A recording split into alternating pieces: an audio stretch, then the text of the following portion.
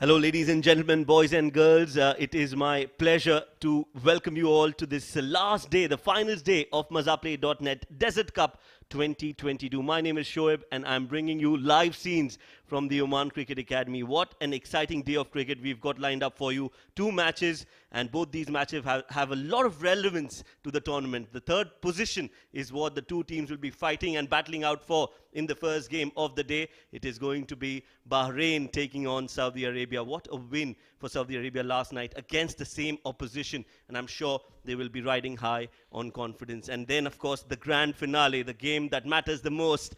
It is going to be Canada taking on the home side, Oman, at 8 o'clock. That's local time. And we're coming live from the Al Amirat Cricket Ground in Ajman, in Oman, in fact. Now, let's put our focus on the third position of the game. It is Bahrain taking on Saudi Arabia, and what a game this is going to be. Like I mentioned, Saudi Arabia were absolutely phenomenal, created that big upset against Bahrain, and they will want to continue that winning momentum. On the other hand, Bahrain will want to get that bragging rights and win the game and also end the tournament on a high.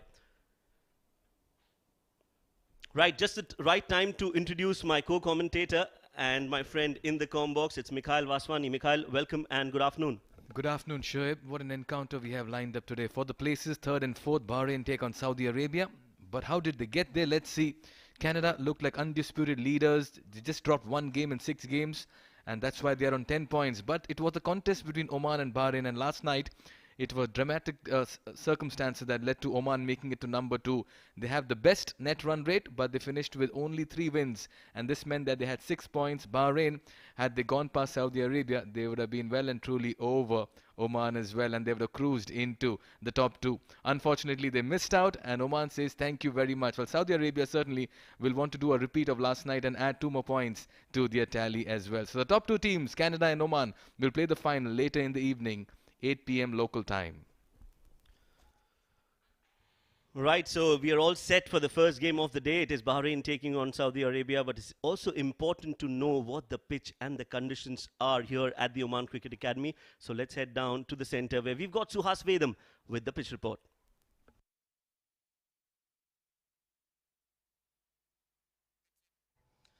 Enveloped by beautiful mountains, here we are at the Oman Cricket Academy. It's a little warm a day, but the wind speed of about 8 miles per hour is making it easier to be here indeed. Let me show you the surface and its story. Everything looks absolutely fine as it's been throughout the tournament, but look at this part, the length area. Length area for the right-hander is no problem at all. Length area for the left-hander is a bit of problem because that's where you see a lot of green grass indeed, and it's very lively. The ball will skid on. So if you're a righty, you don't have to worry much today. Pile up the runs. But if you're a lefty, be a little wary of the cross-batted shots. Play as much as straight-batted shots as possible. Having said that, what does the captain do on a big day like this? Win the toss, choose to bowl first. Because we've seen historically that teams chasing find it easier because the ball comes out of the bat nicely with a dew factor coming in later in as well. So win the toss, choose to bowl first.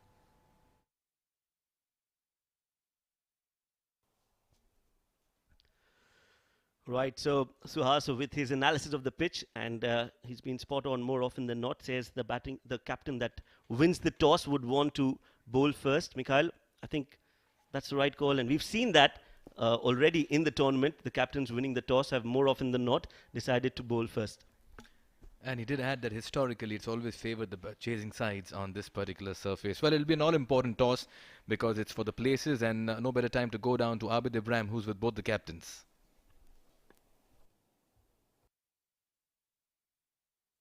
It is toss time here at Al Amirat Cricket Ground at the center of this wicket. We are playing for the third position.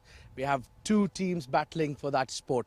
Now to my left, it is Sarfraz Ali to lead Bahrain, and at the center we have got Mr. Jeevan Amanna, the match referee, and to his left it is the captain of Saudi Arabia, Abdul Wahid Abdul Ghaffar. We are all set here, so Bahrain will flip the coin. Number is the call. खंजर खंजर। सरफराज क्या करना चाहेंगे पहले? Ball first. क्या reason है पहले bowling करने का? पहले कोई प्रेशर है? नहीं ऐसा वैसा कुछ प्रेशर नहीं है, वैसे ही हमारा थोड़ा सा बैटिंग थोड़ा अप डाउन हुआ तो इस वजह से। अच्छा मैच है, पिछला गेम जिस तरह गया था सऊदी अरबिया के साथ लास्ट नाइट को, लेकिन दोबारा अब नया मैच है, नया दिन है। तो इंशाल्लाह बेहतर होगा, अच्छा होगा। वेल कोई चेंजेस किए साइड पे? टू चेंजिंग ये। और क्या सोचते हैं कि क्या टोटल अच्छा होगा जिस पे पकड़ सके? जितना कम होगा इतना अच्छा होगा। Duel. Thank you. Well, Abdul Wahid, what do you think about batting first? Do you think it's a good place to be? Yeah, definitely. Oman wickets are always good for as a friendly wickets for batting, but however we will also decide for a ball first. But it's all depend on the toss. So we are positive for the batting. Well, now you made any changes in your side? Yeah, we have one change. Irfan Sarfaraz he's injured, so he's out, and Mohammad Hisham he will play. How's the atmosphere in the dugout since the last night? You had a victory against same team, Bahrain. You'll be high on morale as well. Yeah, definitely. It's much like our morale and confidence are boost up right now. So we'll go for our same squad and same confidence today. Final question: what do you think should be good total on board? We will go like 160 plus will be okay, and that will be a good score for this wicket because second batting will be more supportive for the batsman. So this is how we will go for like 160 plus will be our target. Well, do well, captain. Good luck.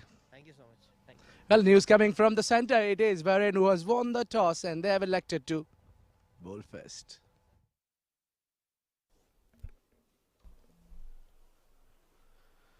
Right, so the news from the centre is Bahrain have elected to bowl first. Sarfaraz winning the toss yet again. It's for the third position in that tournament. And let's quickly look at the playing 11 for both the sides. For Saudi, not a lot of changes. Abdul Wahid Abdul Ghaffar, the captain.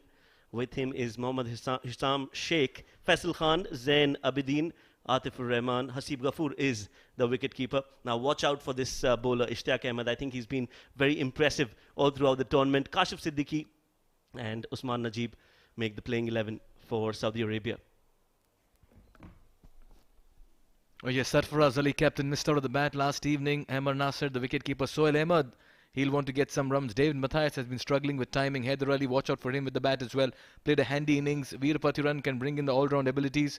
Imran Anwar, Mohammad Butt, Imran Khan, Abdul Abbasi and Safdar Mohammad comprise of the lower order and the bowling as well. So Bahrain winning the toss, electing to bowl first. 12 hours ago, a little over 12 hours ago, Sarfaraz Ali won the toss and decided to bat first. And all of a sudden, a change in decision. Well, that decision definitely in hindsight would have been one that he would have wanted to go back in time and change if possible. That's one thing that he would have wanted to do if he had a time machine. But nevertheless, a new day, a new game, and Bahrain will want to finish this tournament on a high. They have been very impressive all throughout the tournament. It's just that one game last night, when it mattered the most, they just couldn't get those 2 points on the table. Faisal Khan will be opening the innings. What a game he had last night. And again, one of those batters who look very aggressive right at the top. A strike rate of 181 and a best of 83. That was yesterday that he scored that best, and he'll want to go one up on that as well. Oh yes, he was brilliant. And this man as well has been good for the side. 9 wickets for him in 6 games. An economy of little over 7.26. Rizwan amongst the highest wicket takers as well in the tournament, in the top 5. He's been the reason why Bahrain have been striking in the power plays.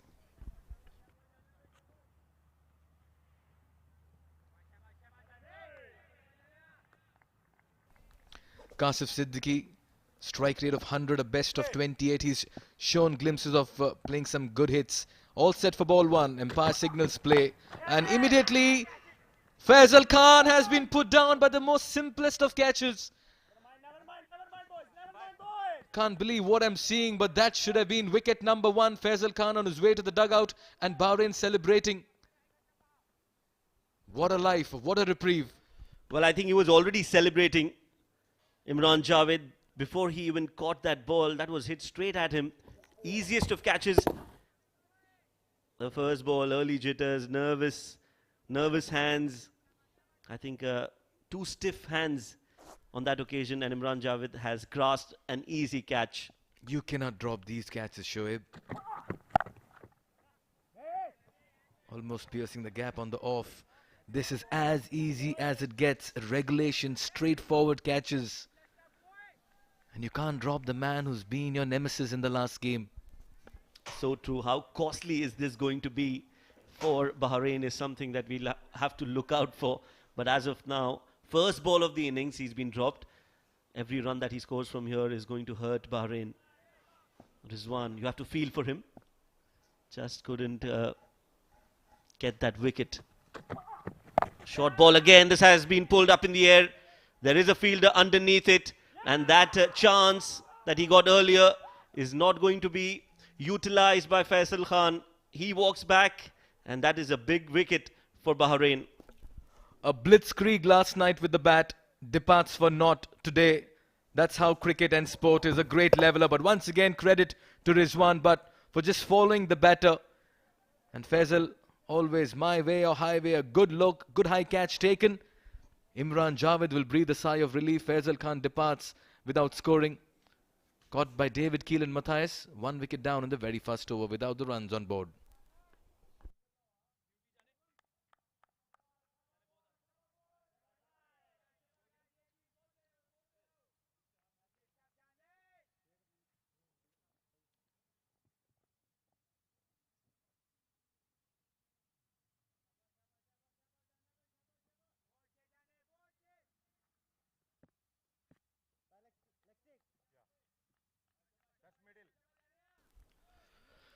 So Saudi Arabia and their captain, who's out there in the middle, Abdul Wahid Abdul Ghaffar, are both looking for some runs. Strike rate of 100, best of 41, not out. He wouldn't have expected to come out so early in the game. It could have been even earlier had that catch been taken on the very first ball. But I think Rizwan was bowling to Faisal with a plan. That first ball was a short delivery. The second was a normal one. And then again that short delivery to Faisal. Here we go. It's the edge that will fly towards the deep third fielder. So they clearly came out with a plan and they executed it well. And there's something in the surface once again for the pacers and the seamers. If you get to pitch the ball on the seam, if you get to land it on the seam, you can extract something out of it. Just following him, well-directed short delivery, in no position, could not get on top of it, and lobs it straight to David Keelan Matthias, who's taken a good catch. And Imran Javed at mid-on, I saw him from here, he was running to the bowler, breathing a sigh of relief. And that's how cricket is. You want to see the back of the person you've dropped early in the innings. Kashif Siddiqui needs a big score. Can he cap it off in the final game? Edged and taken. Wicket number 2. Rizwan strikes. This is a prolific start by Bahrain. Well, no surprises that he is the most wicket taker in the tournament, Rizwan, but he's bowled well on a consistent basis and he's performing for Bahrain today as well. What a great delivery this is for the left-hander. Foolish delivery, taking it away from the left-handed Kashif Siddiqui, gets the faintest of edge and the keeper does the rest. Another wicket down. This is a brilliant over coming in from the bowler, the danger man, Rizwan, but Kashif Siddiqui out on a golden duck. And Saudi Arabia are 1 for 2.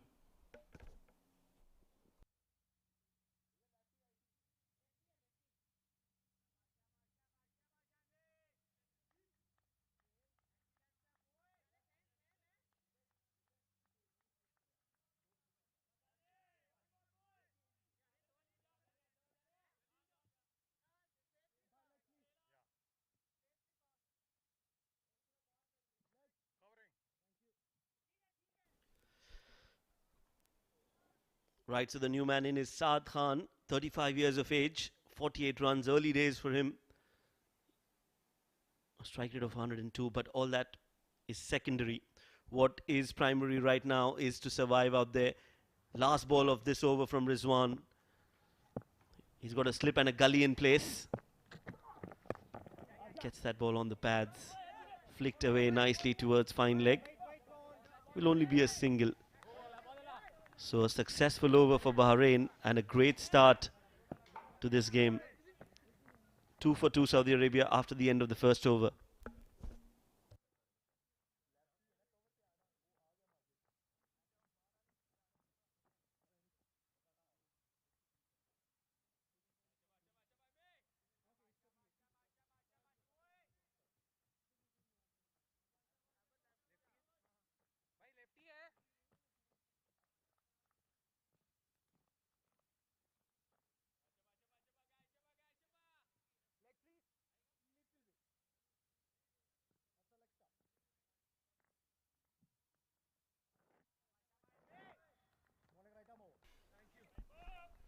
Imran Khan, an economy of little over 8, but he's got a 4-wicket haul to his credit. 7 matches for him, and at the moment Bahrain tails up. Nicely bowled. It's so important for Faisal Khan to fire if Saudi Arabia have to look like a good outfit. We saw it last night. The law of averages caught up with Bahrain. Saudi Arabia put it past them. They are playing for 3rd place. And it's all about Faisal Khan. Azad Khair officiating in this game. Seen him for a while in the D10, D20 domestic tournaments as well. There again, just hanging that bat outside off, unsure of whether to play at it or leave it. Yes, back-to-back dot balls, and Bahrain are on top as of now. That was a great delivery again. That length and just shaping away from the left-hander. Saad Khan. Still a slip in place. That's good to see from Sarfaraz. Stucks it straight back to the bowler. Abdul Wahid Ghaffar, he's on the non-striking end. What's going on through his mind? A brilliant performance last night, and today they are struggling at 2 for 2. Oh yes, and that's what I was referring to. They look a different side when Faisal Khan gets going. They look a good outfit, and all of a sudden when he departs in the very first over, they're on the back foot, 2 for 2. It's all about rebuilding now. Drives it a bit on. This could be close, the side of the stumps. But that wasn't the hardest of throws. Now that was a very risky run at this point in time. Played it straight to the fielder. Yeah, the throw was not all that great. That should have been on the base of the stumps and not in the air, the throw. And also he collected it in a manner where he stopped and went down on his knee. In such cases, you need to charge at the ball and throw it on the bounce, I feel. That's where he lost on fractions of seconds, Shoaib. That's right.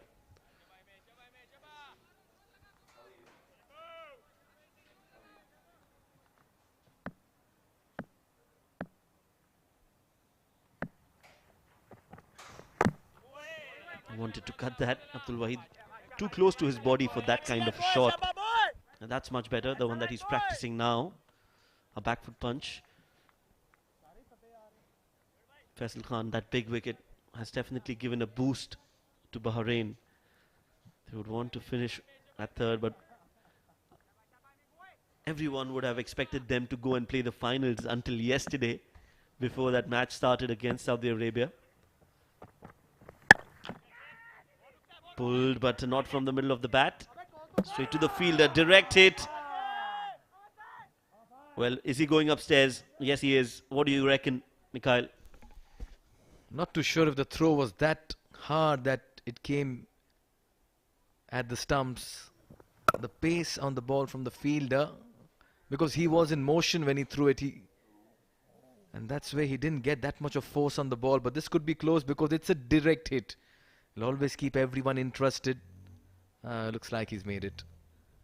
Ground your bat. If you're a youngster, never plonk it. It'll certainly help you getting into that crease. There he is, safe and sound.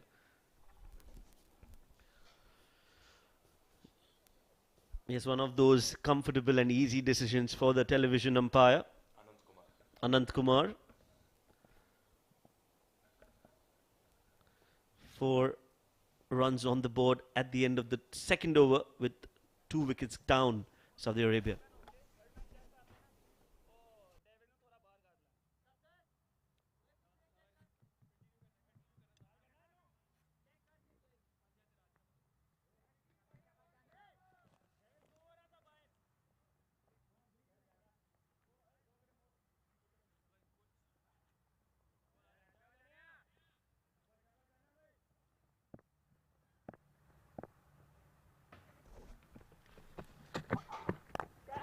Edged and over the fielder.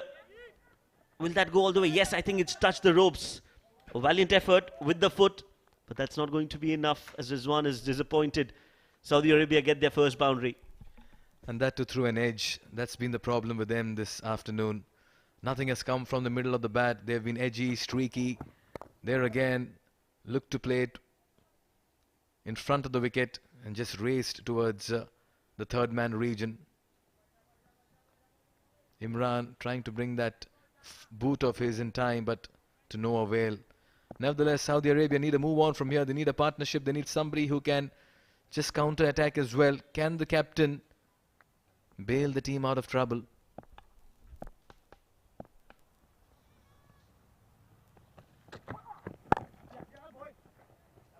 Well, they've always looked a lot more comfortable taking those singles than capitalizing on the power play. Not a lot of aggression shown from the Saudi Arabian batters. Overall, in the tournament, their bowlers have done really well. The batters, though, have just struggled a little bit. Oh, yes, and that's why the role of Faisal Khan, we keep coming back to him because we saw it last night. He was the reason why Oman are in the finals today, to be very honest, more than Bahrain being out of it. And that's why, if Faisal Khan gets going, the team gets a facelift in the top order.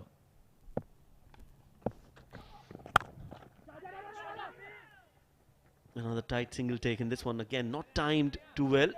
Just a tad bit late on that shot.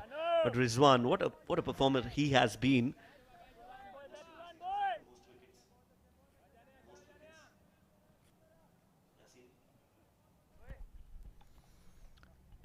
Abdul Wahid Ghaffar, 7 of 5 for him. He'll need to steady the ship. It's just drifting at the moment. A little bit of a storm. They are in the middle of a storm. Courtesy Rizwan, but how good he's bowled in the channels, kept it short sometime, drawn the batter forward, and that's why you find him in second position in the highest wicket takers. Oh yes, I think he's been consistent. Amar Khalid has just overtaken him in the previous match, but other than that, Rizwan Butt has been most impressive. Both these bowlers, in fact, have been very impressive, have done well for their sides. And we'll see them in action tonight as well. That one is again just beating the outside edge of the bat.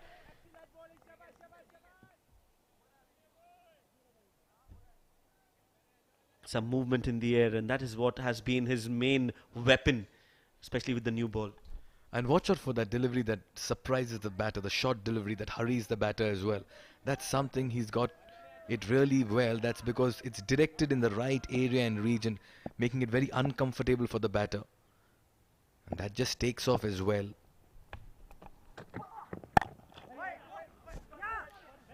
An easy single taken by Abdul Wahid Ghaffar, who moves on to 8.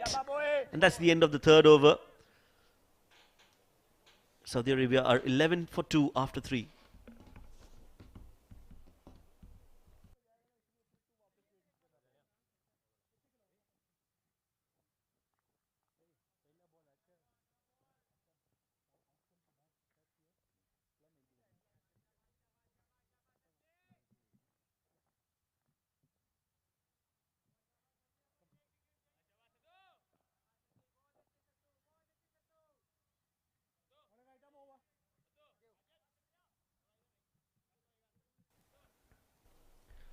So Mazaplay.net Desert Cup T20 International Series. That's our broadcast and streaming partners. SportsEye, Fancode, Atrangi, Ullu, Ultra, Willow, Geo Super and Geo. So you've got no reasons not to watch these exciting games. Of course, we still have the finals to come. That's a good looking shot from Abdul Wahid Ghaffar. He played some really exquisite shots last night. A cut that was played towards point. The ball went racing towards the boundary, and then a beautiful on drive, which we haven't seen in the entire tournament. So Abdul Wahid Ghaffar definitely can bat, but hasn't played to his potential in the tournament. And he can do that when he has freedom as well. He could do that last evening because there was Faisal Khan at the other end. This time around, the situation is different.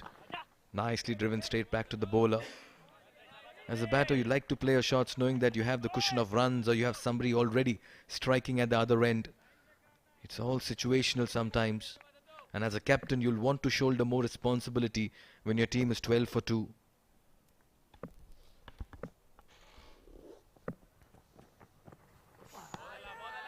Using his feet, wanted to get close to that ball. But Satya, he's managed to move that away from the left-hander.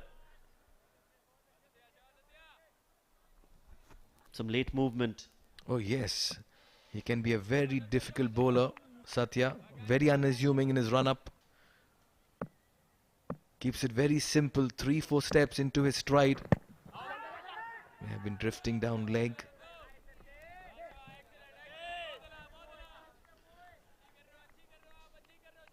Yes, he definitely looks quicker. Looks like he's of decent pace, but when you're out there in the middle, he's actually quick. Satya has been full in this over. We've not seen him bowl that length that he normally does. Now that's much better. That's gone high up in the air. Chipped, but will land safely. They're looking for two. He's dropped his bat, but the throw was not all that great. Oh, yes, Saad was struggling. Firstly, he was slow to take off for that second run. He was more ball watching initially. But look at Abdul Wahid Ghaffar. He was certain, but then Saad was circumspect. Lost his bat, but that throw, had it been a bit more faster and more accurate, Saad could have been struggling as well. But at the moment, Saudi Arabia will be happy that they've arrested the slide and they're building a small partnership. Again, gives that the wild swing and misses it. It's the ball leaving the left-handed batter and Saad is not able to negate that. 4 gone. It's 14 for 2.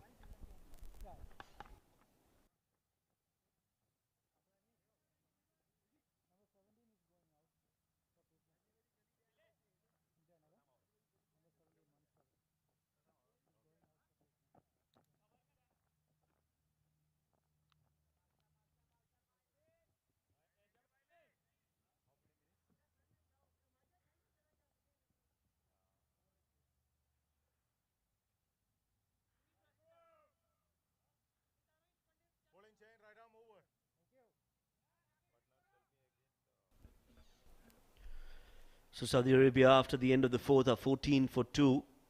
Both the openers out for a duck, and the other two are now trying to survive out there in the middle. 9 of 9 for Waheed, and Saad is on 5 of 11.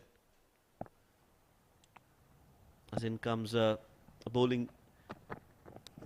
I thought it was a bowling change, but not to be. It is Imran Khan who will bowl his second over of the game. When you win the toss and bowl first and you have both the openers back in the dugout for naught, it's a performance your captain will feel vindicated about at the toss as well. Once again, just trying to fend that outside off, trying to play it down, cover sweeper. Abdul Wahid Ghaffar is a very good looking bat. It's so good on the eyes when he middles that ball. Swing and a miss. That's way too wide from Imran Khan.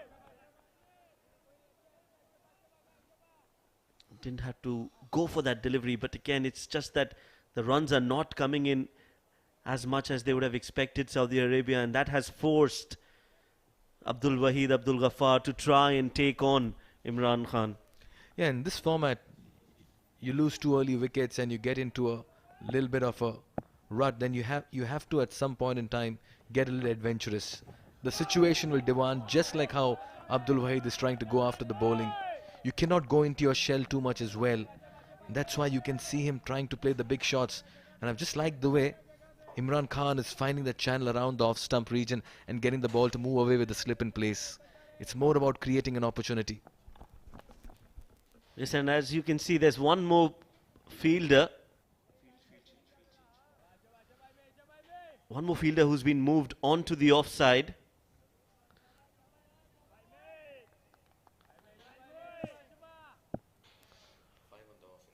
So 5 on the off inside the 30-yard circle, and that ball has been bowled around the off stump. In fact, outside off stump, and that has just been pushed towards backward point for a single. 5 on the off inside the circle, and they still find a single in that region. I think that's because all the fielders are now on the circle and not inside the 30-yard circle.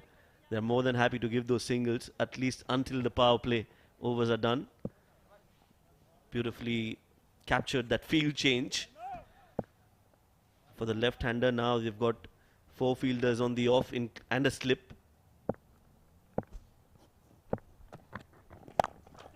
Drives, pass mid-off, that's going to be 4. The first shot of authority where he's timed the ball well, and that will do a world of good to Saad Khan's confidence as well. Yes, there's no harm in taking your time and then playing your shots. You can still accelerate once you've settled in, once you know the pitch. And Saad, I think, has come out with that plan and intention. That ball was in the zone, asking to be hit. The placement was good, and he's got 4 runs.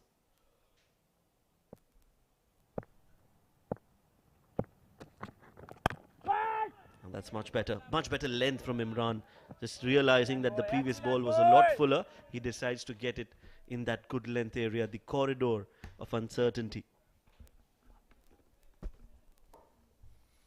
Imran Khan has been wicketless, only 8 runs into his second over, final delivery.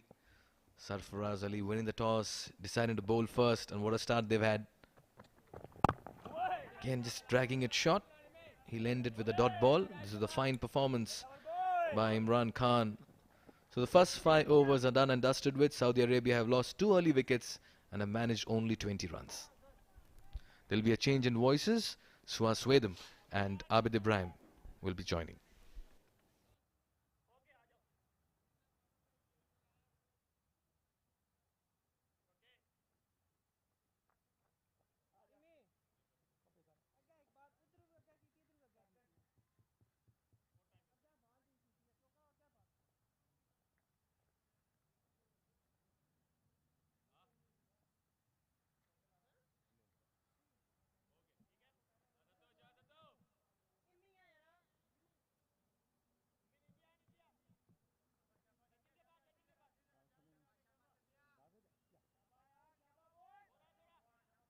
Well, thank you very much, Mikhail and Shoaib. It's time for rebuild, and it is the captain who's right there in the center. Oh, pulled it on the onside. The ball is chasing. Oh, a bit of juggle. I think he's pulled it back. Maybe. What do you call Suhas? Requires another look for sure. Good evening, Abid. Good evening, everyone listening in as well. There was supposed to be something regulation for him. Imran Javed soon realized the ball just doesn't want to be stopped. The replay will tell us how funny it looks eventually, but I think I think he was a little complacent first up. You are not complacent when the coach is in the background. Well, you're bound to make mistakes when your coach is watching so closely. If not the hand, the boot helps. Does it? Does it? Oh, in fact, it's kicked towards the boundary rope. I'll tell you what, out of all the camera angles, I think the best view is with the coach at the moment. Oh, I think while he's picking it up, he's touching the rope. that And wait for the close. umpire's signal. That close it is, and umpire is called it wide. Yes, it is very evident. And not the place to hide for Imran there. The coach was right behind you. Veerapatran missed his mark, to be honest. That's not the right line to be bowling. Age 10, will it be taken? It's gone between the slip and the diving keeper. Our photographer Biju will definitely help with fielding this one. But Veerapatran wanted this opportunity at least to be converted. Someone had to take it. I think the slip had a better chance. It was just right between the two there, keeper. It was well away from the keeper. By touching his glove, it went the other way around. That's why the fielder at slip is not happy. So as the captain of Bahrain would not be happy with these efforts. Veerapatran's conceded 2 boundaries in most unlikely fashions. One was supposed to be a couple of runs. The other was supposed to be a wicket. That's what his mind is telling him. I think the impact was outside the line there. He shuffled. A big shout there just to play some mind game with the batter. Well, it's been action all this time since we have jumped in the com box. What an exciting day of cricket it is going to be. Bahrain are breathing fire. It's their wounded Tigers, isn't it? Last night they lost the game against the similar team. Good delivery. Of course, Bahrain have a point to prove as well. They were exceptional throughout the tournament. Some of the phases of play, if you would see, they were so impressive that I genuinely believe that T20 cricket went a level high, and you should look at a team like Bahrain. for the sheer story to stardom that they've achieved with this tournament. But that's made good contact. Don't bother chasing. That's been cracked. Hit nicely. He's just waited for that ball to come into him. And then playing on the own side, it's always the love story, bat connecting the ball. And the ball and the distance does confirm that went all the way for 4. What a good shot. He was at least a yard outside the crease itself. The point of interception changes. The gaps become better accessible. Look at that single. Veerapadran completes an expensive over. 3 boundary balls in there. 2 of them convincing. 6 overs gone. 34 for 2.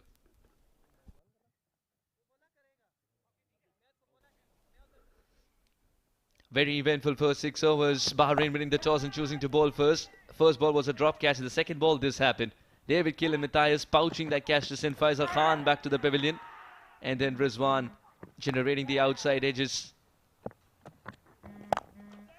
Once Saad came in with a lot of positivity, it was just a treat to watch, especially. We'll show you the shot after this one. Lucky there, the captain. And this was pure authority from Saad. Umpire K.R. Azad. And he signals the start of the second power play as well. 6 overs gone, 34 for 2.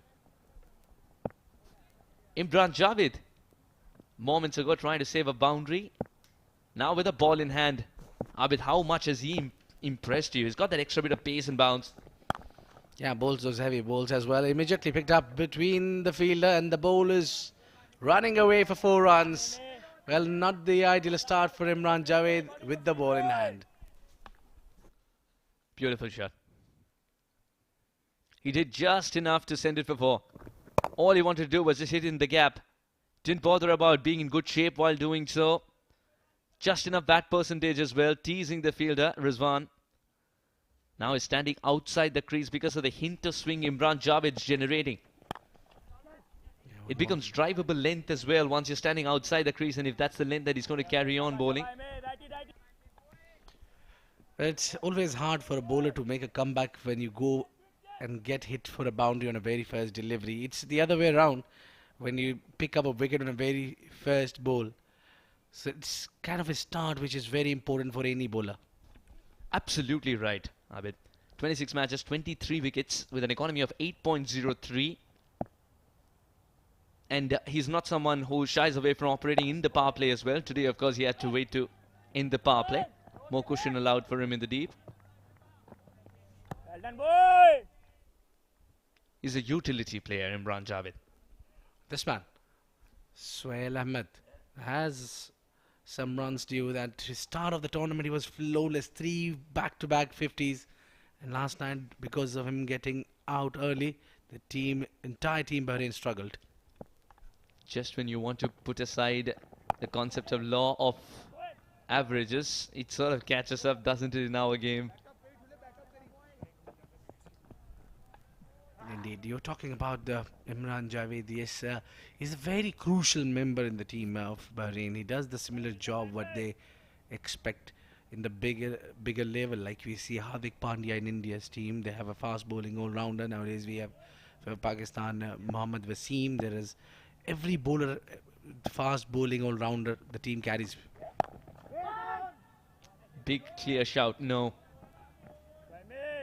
They don't want any more drama, Saudi Arabia. This over started off with a boundary, and there was such a fluent shot to watch from Saad Khan's bat. After that, Imran Javed's pulled it back with 3 singles and a dot ball. Still 7 of it with a ball to go. Where are the slower deliveries from Imran Javed? Something that he specializes in. Catch it is the call, and will be taken. I don't think Satya's taken a simpler catch in his life. Straight to his throat. Straight down his throat. Well, when you don't have a good start of the over, you make sure the end goes on your way. This is what exactly happened here. He's gone for a boundary in the first delivery, and he had the last laugh in the end.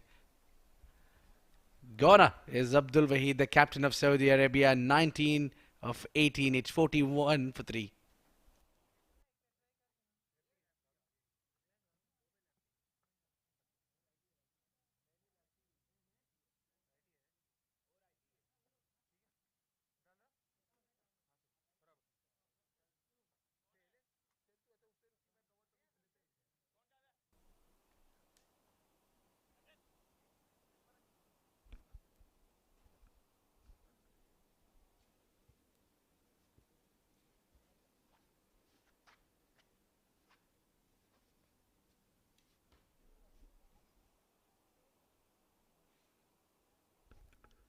"25 matches, 13 wickets for the captain, 41 years of age.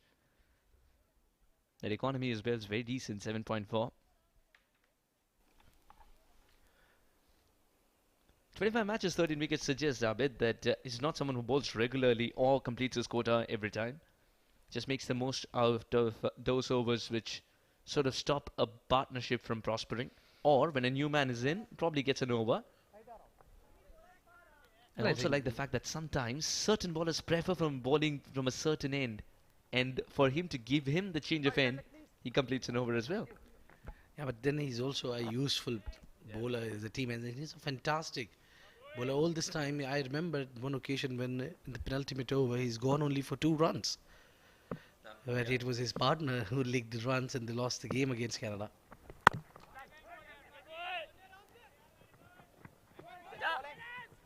Just easing it in the gap for a single here. Sal Khan's got a big role to play in this game. The only man's got a start and is still out there because captain's departed. Irshad Mubashir is the new man in. And he's no muck with a bat. 58 runs in 5 matches. That's because he's having an off season for him. 19.33, that average has to improve. The best of 21 is just a beginning for a man who packs a punch to score big 50s. Oh, I didn't. I really certainly agree with that. He has plenty to come for him, especially the way Saudi Arabia direction is going in their favor. Things are really working for them.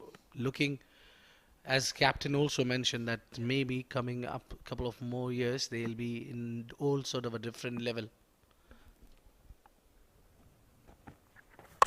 Oh, good delivery. That was a quicker delivery. And right on top of off stump as well. Or did he choose that line just outside off? The replay will tell us. He's testing the batter there by keeping the wicket keeper up. It is just that last ball when the keeper has brought up to the stump. Sal Khan, known as Lara. And no prizes for guessing who his favorite cricketer is. Again, a little sloppy on the field, Bahrain. Second time we've seen this happen within a space of 15 minutes. Yeah, one of the finest left-hander this beautiful game cricket has ever witnessed. There is slightly a glimpse of him in this man, Saad Khan.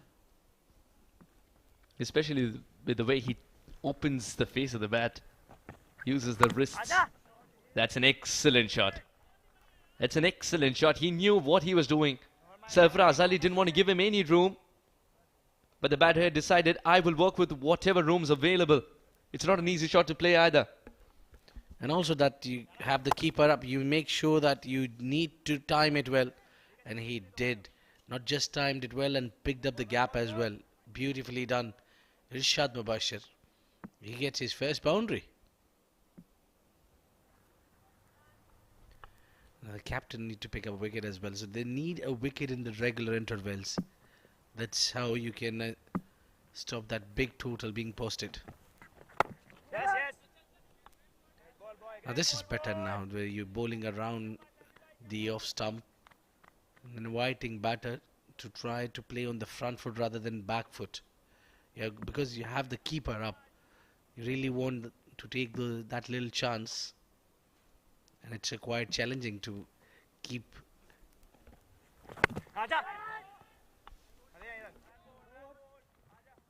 Dot ball to end the over. Good comeback by Sarfaraz. 8 overs gone, 48 for 3.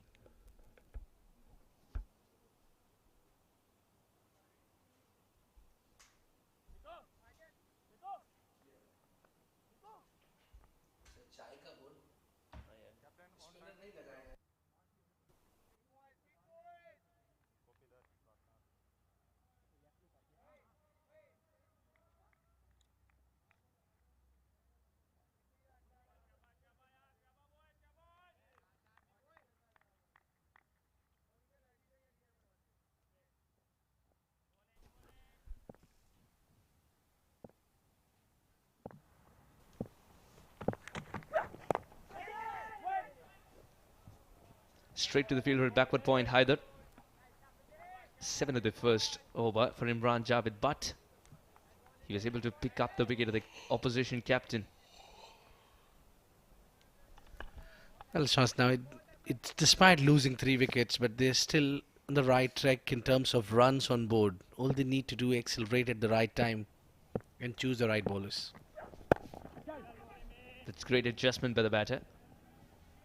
But they come back for the second and they're taking the first one very easily, in fact. I think they decided no drama at this stage. Well, indeed, this little man called Saad Khan is reminding me a lot of memories back in the days. He used to see a great batter, the left-hander. I had this man, Brian Lara, is someone I admired all my life watching him as a being ideally, but I wish I was only the left-hander could have done what Saad is doing.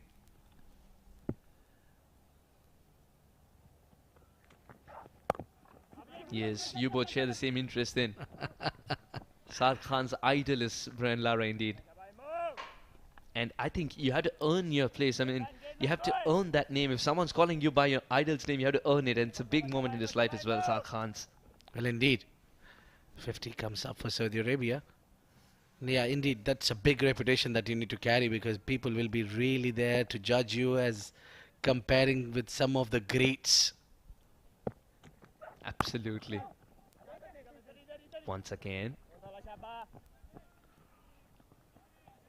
Just plays it in the gap and quietly picks up a single. That's been the story of this over so far. A dot ball and 3 singles.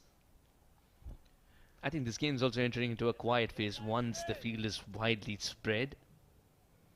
And Saudi Arabia, having lost 3 wickets, are waiting for the right ball to pick and choose to send it for 4. No undue drama, no undue risk. Just playing to the merit of the ball. This time he got the width, wanted to slash hard at it.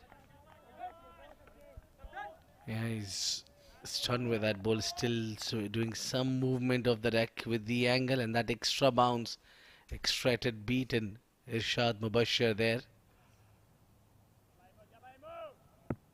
He's also slight bit of under pressure because they are in a rebuilding phase. They lost their openers too early today.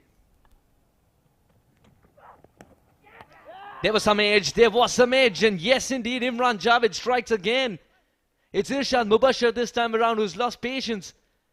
Went hard at it the previous ball, this time he's edged it as well. Good catch, very good catch by the keeper.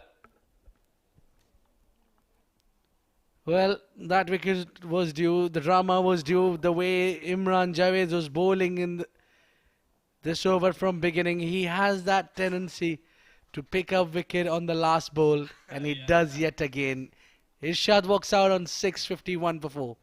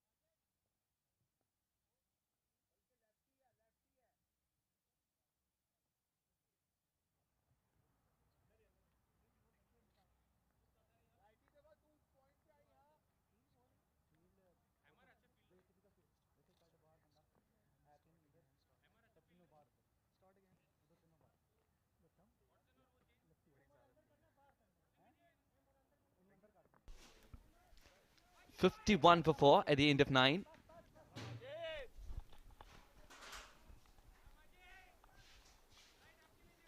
Saad holds the key here to up the ante during the middle overs. Mohammad Hisham Sheikh's just walked in. That phase from 9 to 14. Majid's been introduced. Such a lovely drive.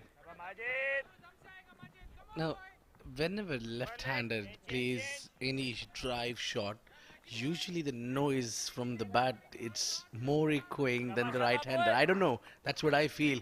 If you see Yuvraj Singh and players like those, and it is Mohammad Hisham with a very good average. They need that average there, but not the strike rate. Yeah, below than 100.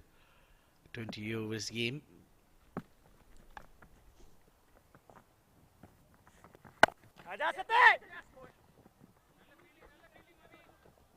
One of the better fielders in the side as well, Satya. And Saudi Arabia, 53 for 4. It's time that they reassess the situation and throw some caution to the winds. They can't afford to lose another at this stage. You want this partnership to carry at least to the 15th over so that you have enough wickets in hand to provide the launch required towards the end. Oh, he's bowled it onto the leg side.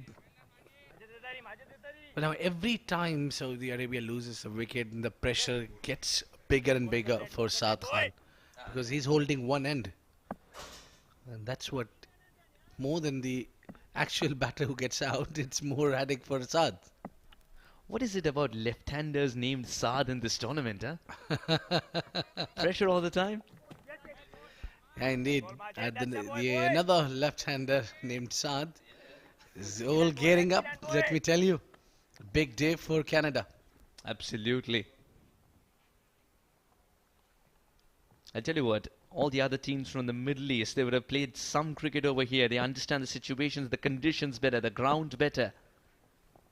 And there comes Canada from the Western world, finds itself in the finale due to some exceptional performances at different stages of this tournament. Just speaks volumes of how well they've adjusted. Well, indeed, it's 360 dimension, completely change of weather, change of everything, almost to the conditions, to each and everything. You got to acclimatize as well.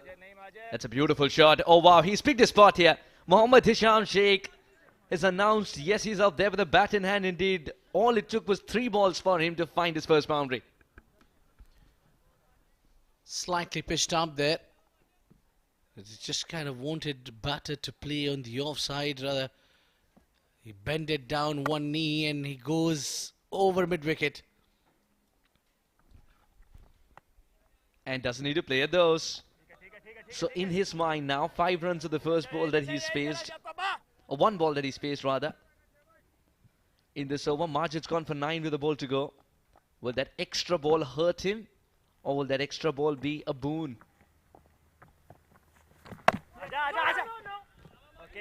Dot ball to finish the over. That's a good delivery as well. 10 overs gone. Saudi Arabia, the halfway state, 62 for 4. We've got Mikhail Vaswani and Shoaib in the com box.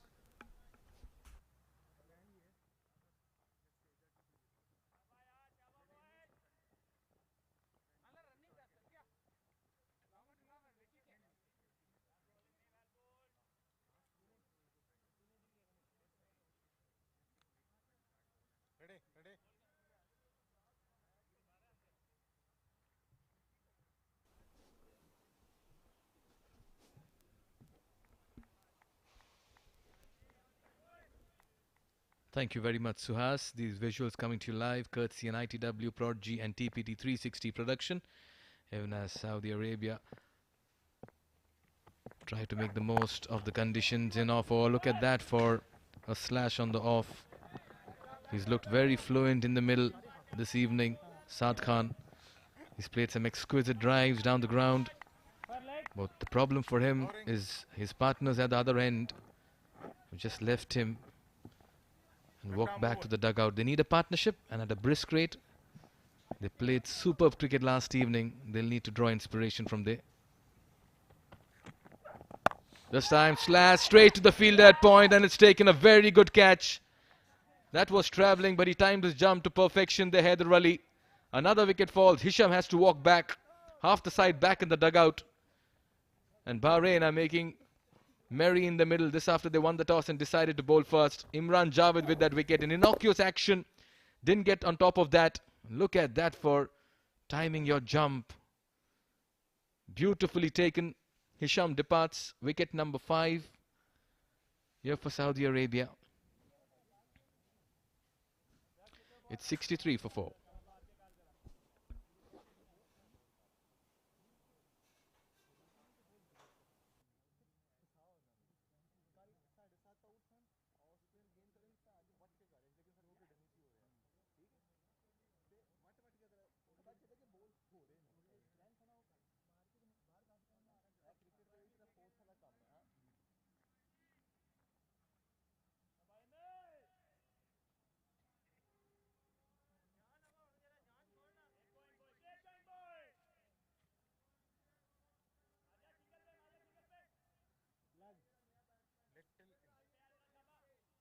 Covering. 63 for 4 in the 11th over.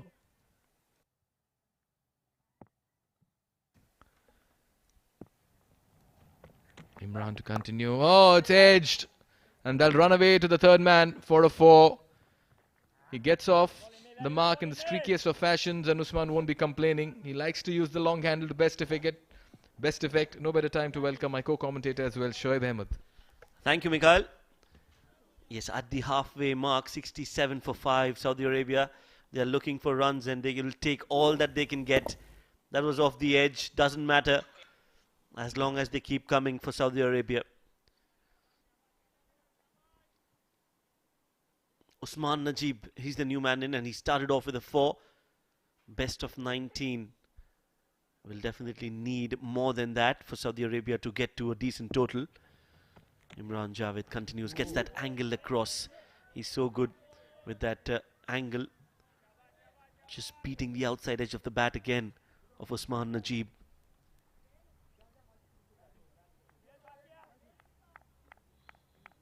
Saad Khan and Usman Najib both will have to stitch a partnership here. They still have got 10 more overs. 9 after this. That's a lot of time in T20 cricket. And we've seen already a multiple number of times in the tournament, teams have lost wickets, but they've also come back in the game by scoring some runs at the fag end of the innings. Absolutely, Shoaib. And in the meanwhile, Imran Javed in the middle of a brilliant spell. 3 for 15 for him in his third. He's making it count. He's picked that up. Plays that towards mid-wicket. Work to do for Rizwan. Couple of runs. Imran dropped the catch at the very first ball earlier in the day. But when it's come to bowling, he's given a very good account of himself. Yes, that's true. Imran Javed dropped that catch on the very first ball. And sometimes that does play on your mind all throughout the game. But luckily for him, Faisal Khan was out after 2 deliveries. And I think he'll want to forget that drop catch. Meanwhile, this one's gone high up in the air. Another chance for the fielder. No chance whatsoever. It's just, I think, bounced before the ropes. Yes, umpire says 4, and 4 it will be. 11 overs have been bowled. A 4 to end the over. 73 for 5.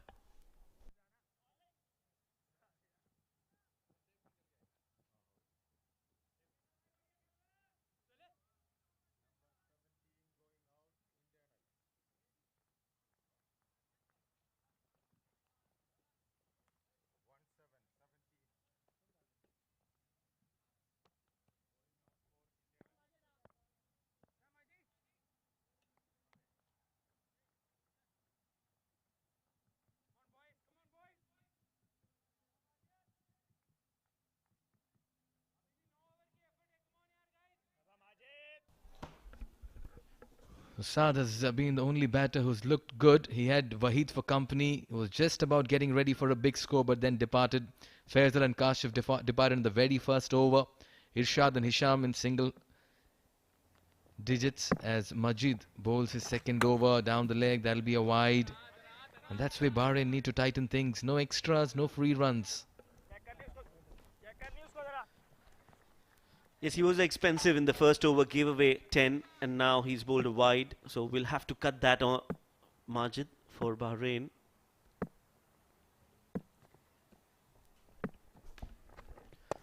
Gives to charge, checks the shot at the very end.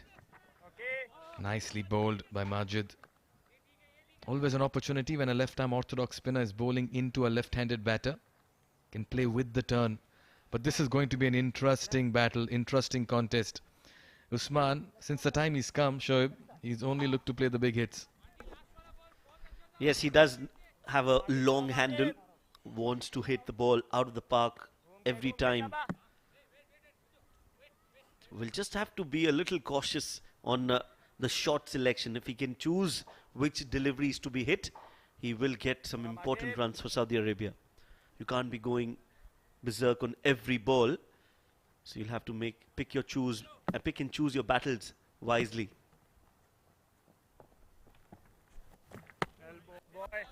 That's what I was talking about. Very well done, Usman. Allows the ball to go and thud into the gloves of the wicketkeeper. Very well done. He will get his chances, just needs to be a little patient.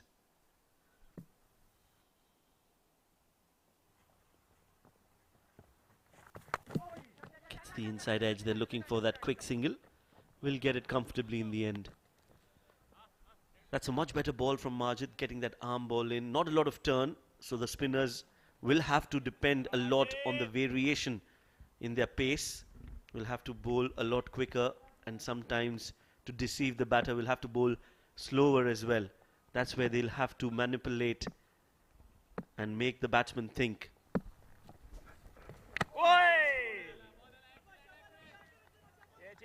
Trying to play for the turn on that occasion, Saad, but that went with the arm.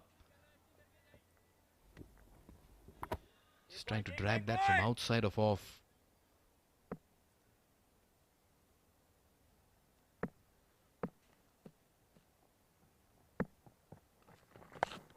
Shot at this time.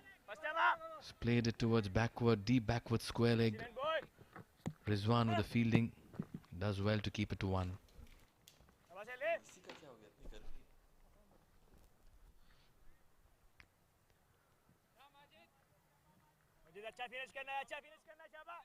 Saad Khan, he's more than okay to take those singles and keep rotating the strike, which I don't think is wrong. Especially now in this situation, it is important that Saudi Arabia plays the entire 20 overs. 12 overs have been bowled, 8 more to go. Saudi Arabia 77 for 5.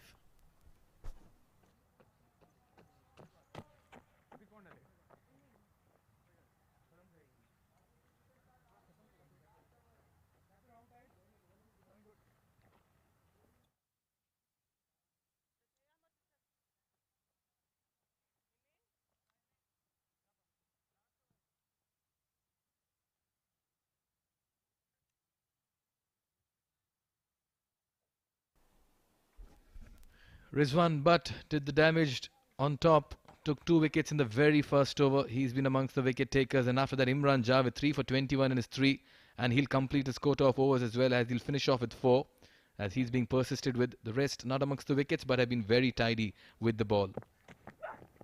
Oh, that's chipped in the air, but that'll fall in no man's land, just short of captain Sarfaraz Ali. You need this kind of luck sometimes. It could have gone anywhere. You can wear a smile on the face, but it's an opportunity gone a-begging. Yes, you can't be complacent, especially at this point in time of the game. Saudi Arabia are on the back foot, and Bahrain will want to capitalize on that. 5 wickets down. They need to finish things off well, Bahrain. They cannot be complacent, and all those missed chances might just come back to haunt them. Cricket is a funny game.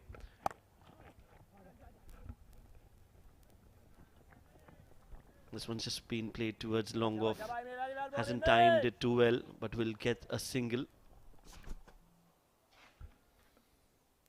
We'll take a look at Imran Javed's wickets. First one, didn't get the distance on this. Straightforward catch to the fielder at long off. Then again looking to play across the line. He just went in with that angle, and all 3 occasions it was the delivery that was away from the right-handed batter. We are back live, and Imran Javed has done a remarkable job for Bahrain, taking 3 wickets. Usman Najib has not shied away from playing the big hits. He's made his intentions clear. Saad Khan once again very agricultural this evening in his 29, but has been the mainstay. Short ball, it's been played straight to the deep third fielder. Another wicket for Imran Javed. He gets his 4th.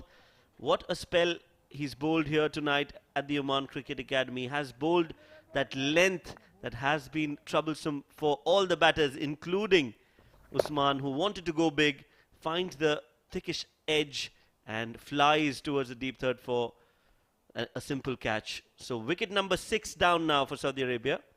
It's Usman Najib who's walking back after scoring 12 of 8. 12 of 9 in fact. Caught Imran, bowled by Imran.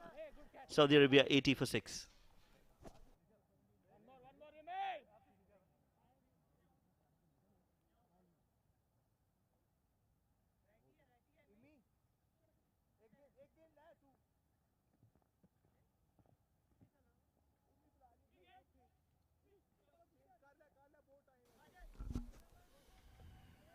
Imran Javed, 4 wickets for him. In comes Hasib Ghafoor, best of 36, strike rate over 100. He's played 7 games. So Bahrain into the tail, into the low middle order of Saudi Arabia. And what a contrasting performance it's been to last night's. Bahrain have come back well after winning the toss. Imran Javed, 4 wickets for him. He's bowled in the right areas, come in at an angle to the right-handed batter. So much so that the captain has gone in with a slip as well for him now, for the new batter. Mid-off coming up. There's mid-on as well. Point and covers. Can he make it 5? Watchfully defended. This has been the problem with Saudi Arabia. Nobody has stood tall in adversity. Nobody has seen opportunity. We've seen Saad Khan hang around in the previous games as well. Abdul Wahid, Abdul Ghaffar as well has been very impressive as captain batsman. So has he, Sarfaraz Ali. He's played some very, very unorthodox hits in the middle. He wants the single. He's still to get off the mark. So this has been a brilliant over. Only 3 runs coming off it and a wicket. He completes his quota of 4 overs. Takes 4 for 24. 13 gone. It's 80 for 6.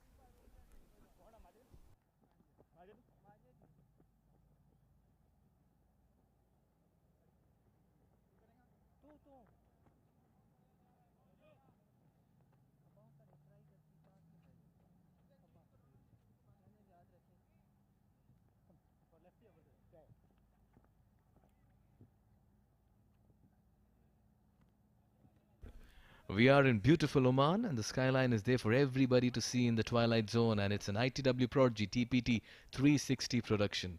Breathtaking visuals. Absolutely golden lining. Just like the performance of Saudi last night. That was a golden lining on the entire tournament, that win against Bahrain. But tonight, it's a different ball game altogether, where they're struggling at 81 for 6. We all knew that Bahrain is a very strong setup, but they just faltered at the wrong time, I would say. That game should have been 1 or 2 games earlier, so that they could have gotten a chance to come back in the tournament. Unfortunately, it was the last league game. They just wanted a win. They couldn't get that win, and now they're playing for the 3rd place position. And not surprisingly, that team meeting post that loss went on for a very long time. The entire team was in discussion with the coach, and they were just looking back at that loss. Shot down the leg side, played towards the long leg region. That's racing away, will be cut off. And he'll keep it to only 1. That's poor running. There should have been 2 in that.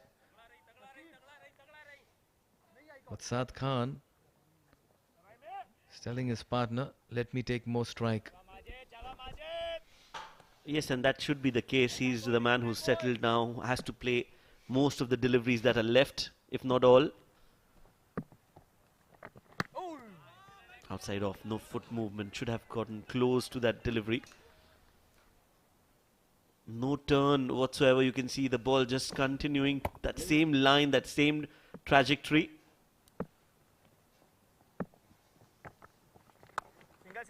Sweeps this one from outside off towards square leg for a single. Saad Khan needs some support in the middle. Hasib Ghafoor has showed signs of biding time. The problem with the lower middle order is you're always on the lookout for that big hit, for that glory shot. That's more out of instinct than anything else.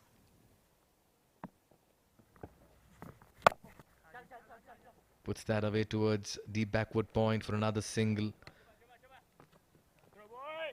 So Bahrain putting on a show with the ball. Another very fine over so far. Only 4 runs coming off it.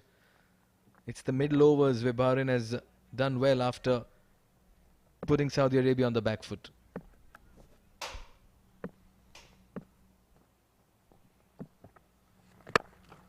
Goes big, goes towards the long on, and that's cleared the ropes with a lot of ease. That's a good looking shot, a shot of authority from Saad Khan to end the over. That's brilliant batting from Saad Khan. 14 overs, 90 for 6.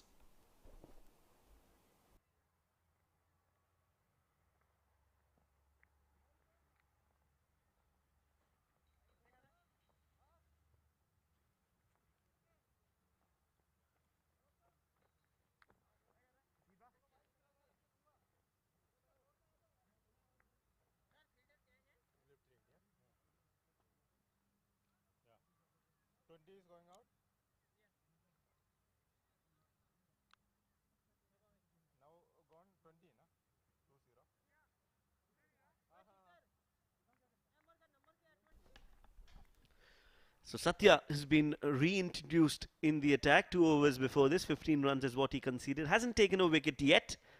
Will want to change that and would want to clean that tail of Saudi Arabia. 6 wickets down. They have to restrict them to as low of a total as possible. Yes, there is no scenario of net run rate whatsoever. But you don't want to take chances, do you? Have to finish off what they've started, Bahrain. While on the other hand, Saudi Arabia, they should look to play those 20 overs. Who's going to do that for them? Saad Khan has managed to hold that one end up. Hasn't allowed wickets to fall, at least from his end. He's made sure that he stays there. 37 of 37, run a ball. But what is important is that he plays till the end. Yes, and he finds support as well. This looked good.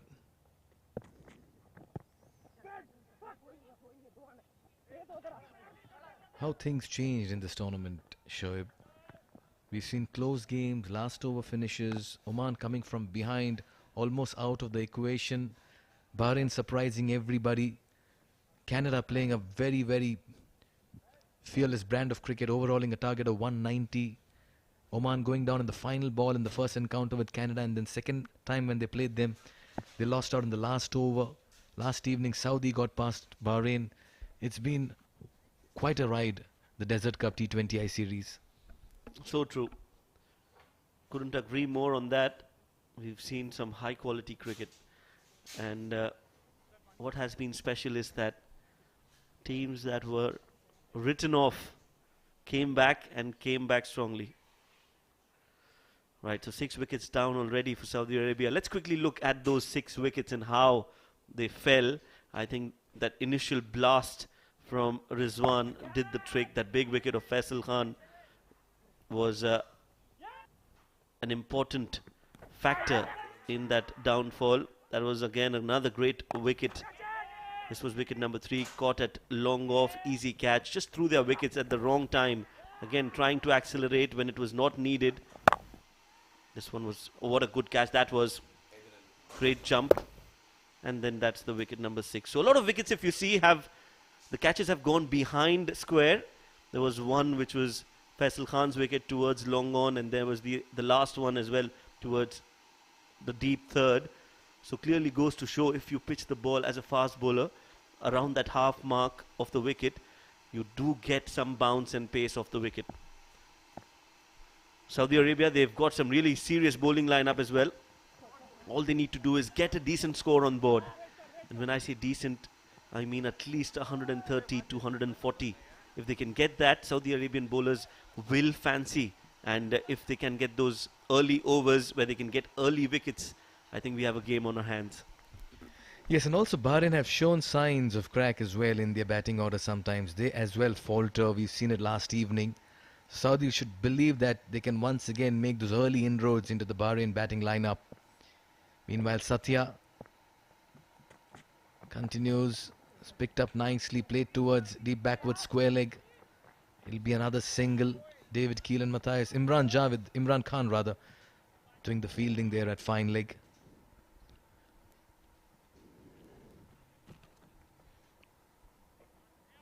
Saudi and Bahrain playing for places for number 3 and number 4 in this Mazaplay.net Desert Cup T20I series. Later in the evening we have the big final, Oman taking on Canada. Oh, he almost pulled that, didn't quite connect it. But he got something on the way. We'll have to wait for an indication. That came from the bat. That was an opportunity. But that was always going to be difficult. No signal from the umpire there. So that got some part of the glove. He should have put 2 hands to it. Who's the wicket?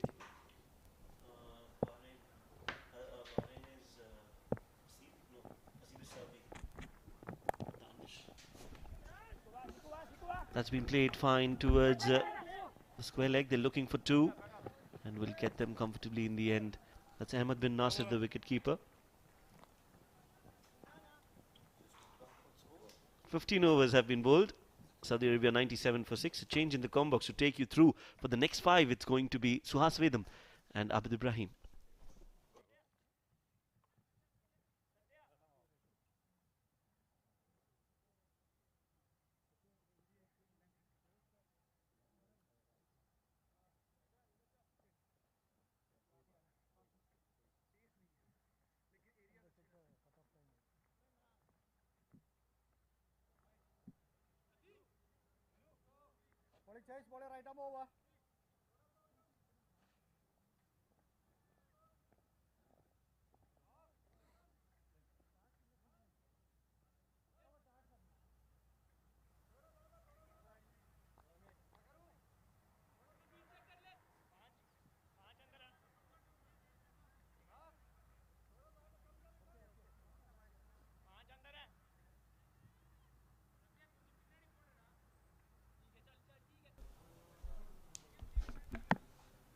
Five overs left for Saudi Arabia. They've got to survive here. 4 wickets left for them. Big swing and a miss. They're inching towards 100. Good evening, Abid. They're inching towards 100.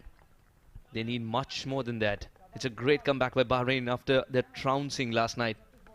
Yeah, indeed. But in this game, it's been a great comeback from Saudi Arabia. The way they had the start, they had a sluttering start. They were not up to the mark. They lose the openers too early. Kashif and Faisal. Since then, it's been a great recovery for them from 2 wickets down for 2 and right till here, almost 200. And if things go on their way, Saad stays down till the end, you might see that 150 run might be achievable here. And that's what the captain was saying at the toss when I was there with him. He was saying he's eyeing to score 160. Not from the bat part that he wanted, but still a single as Satya refrains from the throw. How impressive has Imran Khan been? 15 deliveries and he's given away just 9. He's holding the batters from one end. He's putting the pressure from one end, even though the wickets are being taken by the other bowlers. Now for the left-hander, 3 men inside the circle on the off. 1 for the cut shot as well, behind the wicket. There's a shot third man, and then of course a man at deep mid wickets posted. Long gone is in place as well. Just in front of square, 1 more in the deep. That's poor delivery. That's a poor delivery indeed. Imran Khan's first freebie. Yeah, the moment you start praising him, I tell you, a commentator has a think so too, to do that. Commentator's curse. I think Imran Khan, the way he started the tournament, the first game he played, he picked up 4 wickets. He's played a major role in that victory. Oh, that was good delivery there yet again from Imran Khan. So then the role is being slightly changed for him. Now he contains runs rather than picking up wickets. And he's willing to do both, in fact. So well prepared. This one hurried on to a batter who's faced 40 deliveries before this. Just tells you. Pulls those heavy bowls and really got a very nice action. It just tells you the quality of the man. He's hit it in the air, but he's in the gap as well. Work to do. Good dive. Good dive, but he's hurt himself in the process. That's not a good sign, Rizwan. He's holding his left hand. 100% commitment at all times.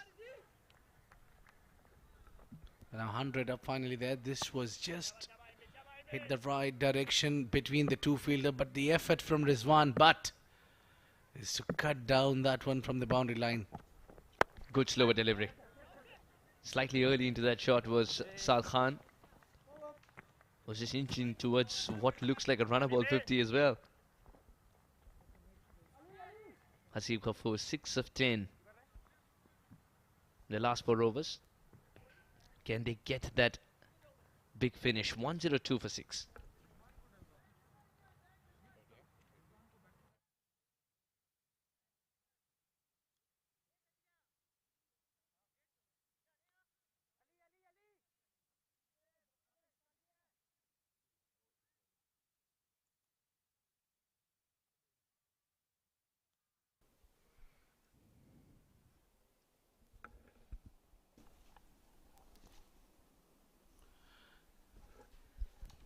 Now the openers did not add anything to the tally. Wahid was the first to even start responding with a bat in hand.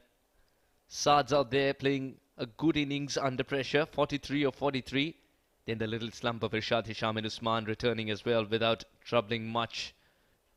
The opposition's quite happy at this stage with Hasib 6 of 10. Zain can bat, Atif can bat, Ishtiaq can throw his bat around. 102 for 6. They need a bit more here. At least 135. And again that benchmark I'm saying, because we saw Oman a few nights ago trying to pull out a victory of that as well, of 135, the cushion they had. Indeed.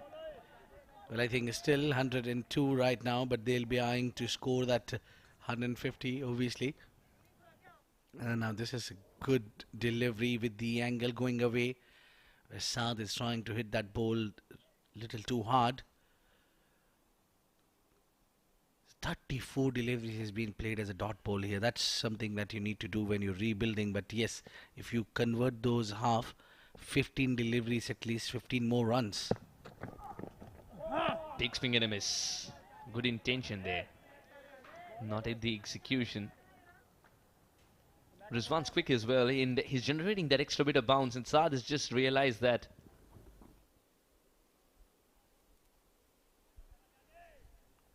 Rizwan's picked up 2 wickets in 14 deliveries. Started off really well with 2 dot balls. This ball is very special. Something has to give here. What does Saad do? He's got to be cheeky to try and get the runs. Or Rizwan, is he going to go with a slower delivery? Beautifully placed. But there is a man in the deep. Will only be a single. Yeah, he goes slightly deep in his crease to play that cut shot. Now he's inching close to his 50. And this man has the 350s on his name. But yet again, he need to work. Because the last night it was first delivery for him to get out from Usman Najib. Yeah, so Hale, all those 3 half centuries were on the trot. It's been 15 deliveries since the last boundary. And what a good ball this is from Rizwan. Yeah, just throwing kitchen sink at it. Really hard came there, Hasib. They did a little experiment today, sending up Usman Najib ahead of Hasib. but maybe that did not really work because Usman could only manage to score 12 runs. And now at the end of the innings, they need slight bit of boundaries. That's what 15 deliveries since the last boundary came.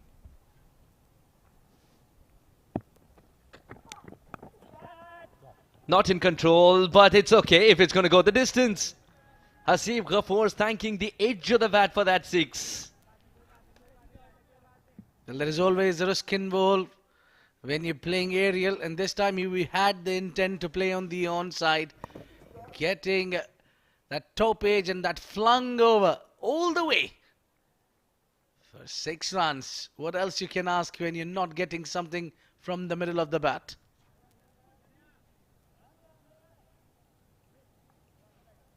Something had to give, and this 6 will make Saudi Arabia feel much better in this over. Otherwise, only a single had been given away before this. The final ball of Rizwan, who's bowled extremely well in this over too. And that is why channel bowling still holds its place in the world of cricket. 17 overs gone, 109 for 6.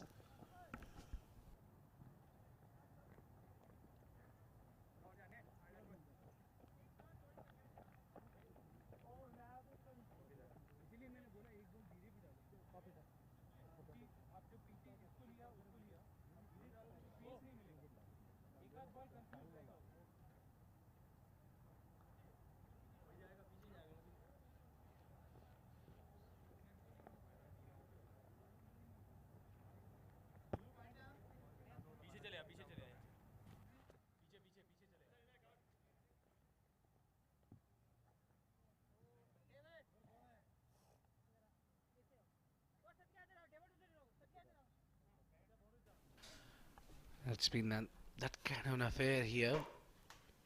When you see the 4 wickets also, it's been completely Bahrain bowlers dominating. And Mohammad Rizwan has been exceptional alongside Imran Khan. Imran Khan doing the containing work, and Rizwan and Imran Javed are the one who's picking up wickets. Yet again to bowl final over. Imran Khan, top edge, that's flung over the keeper all the way. Goodness me. There are ways of getting to a half century. None better than a 6. He just went through with that shot and believed that he can get some bat on it. But whatever bat he got was enough to send the ball the distance. Saad Khan. It's the first time he's shown the intent to up the ante as well. And Saudi Arabia would believe that this will open the floodgates. That's the pure pace of the bowler that's carried it beyond the boundary. Now we'll wait for the umpire's signal, of course. Where does it land? Well past the rope. It's great camera work though. He was tilting down, creating room for himself. Excellent work. Yeah, some excitement not only for the batter but everyone who's watching this game. Is Saad Khan, who's came in and really played some sensational game of cricket. Not much of a celebration because he hardly realized he's reached a milestone. 50 or 47.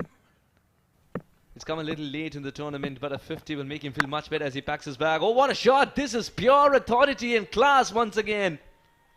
He's made Imran Khan, who's got an additional yard or 2 of pace, look like a spinner while sitting down on one knee, depositing it out of the park. Well, if one can use his height to the best, it is him. Saad Khan came underneath it beautifully. This time, middle of the bat, nicely hit it. That was a bit of a slower one from the bowler, but whacked it out of the park. Saad Khan is on a sung here, really doing fine job. First 50 for him of the tournament. 100%. 12 runs in the first 2. The perfect start that Saudi Arabia would dream of. Not from the best part of the bat. The bat turning in his hand as well. It's a good Yorker. Wants to come back for the second run. But it didn't look like Hasib was in. No, he wasn't in.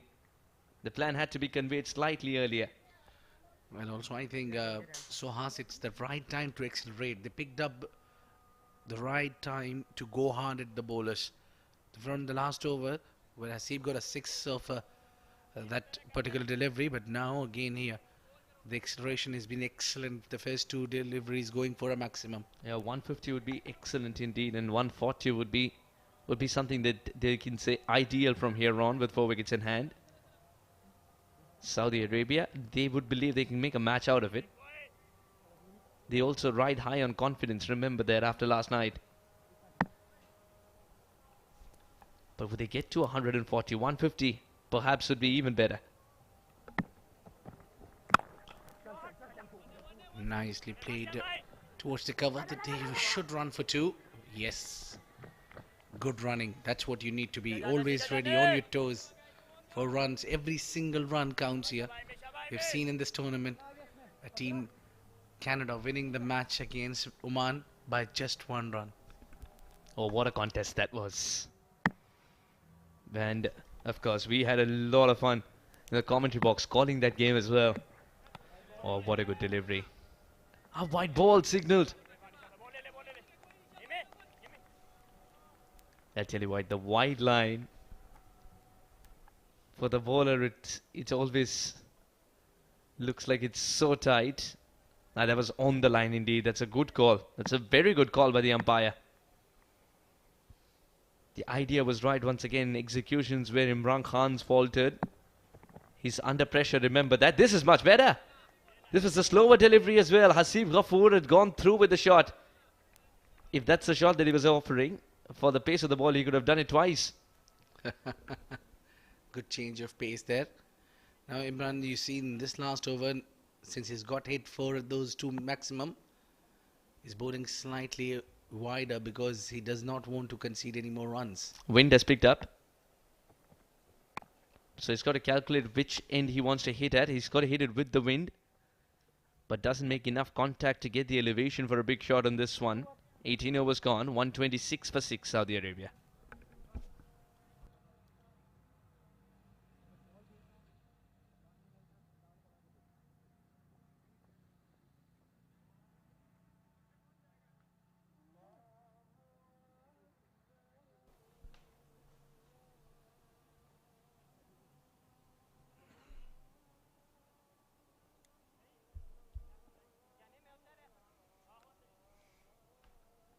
And this is where you can watch us live. It's an ITW Prod and TPT 360 production. You can watch his Sports Eye, Fan Code, Atrangi, Ulu Ultra, Willow TV, Geo Super and Geo. Watching a Desert Cup and into the finals day. Mazaplay.net. Oh, that's made a lovely sound as it come off the bat as well. Clean hitting personified.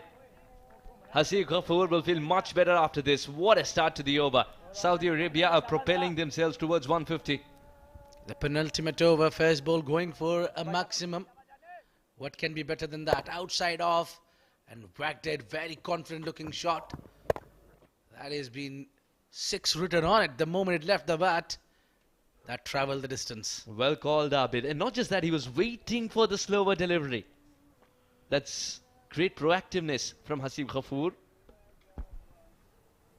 Now he's doing the anchoring role. He's doing the cameo role as well. He never looked back after that, getting 6 runs outside each. That's a good comeback. It's gone straight to David Keelan Matthias. The single will still be complete. Saad Khan, the half-centurian's not been farming the strike off late. It's Hasib Ghafoor providing the big finish. Well, I think Saad played really well till now. He's kept things under control. He's really have done exceptionally well. When the team was down, they had a few wickets also gone too early.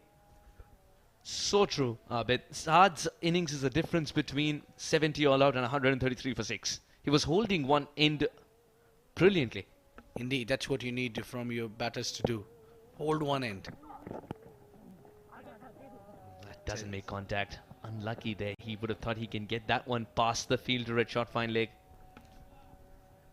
It's been an excellent performance from Saad Khan. Yes, they're playing for the third place, but this man's come good. throughout the tournament we were harping of what this man's capable of. Not overhitting that one. That was the brilliance in that shot. And then bit of luck as well helped him to go towards the half century, unleashing himself thereafter. That was a clean hit. Yet another pack. And that is going, sailing, 6 runs out of nowhere. He proud and brought that 6 runs. Now Saudi Arabia looks very comfortable. Excellent shot that is, Sohas. Wow. Such clean hitting towards the end. That's slot bowling. Rizwan knows he's missed his mark completely. It's in the slot for Asib to swing his bat with all his might. And such good connection would mean that the ball will not fall inside the area of play for sure. What a good innings this is turning out to be. 28 of 19 for Hasib Ghafoor. He's managed 2 sixes in this over. 2 deliveries left. Poor delivery. Under pressure here. Rizwan is looking at his palm, which is sweaty, perhaps with a bit of dew added. It's getting difficult to hold the ball. Yeah, that's some good sign for Bahrain as well, because they are just 8 deliveries away to come back and bat. Which means that 160 plus would also be chaseable here, because the dew is always about to kick in the evening here.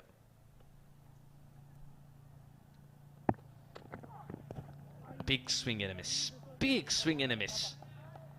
Now you saw that this ball was somewhat similar in length with the one that disappeared for 6. Or was it too full for Hasib's liking? Yeah, it was too full. Oh, I tell you, if he would have got a connection on that, I tell you, we might need a new ball, because that would have gone maybe outside Al Emirat.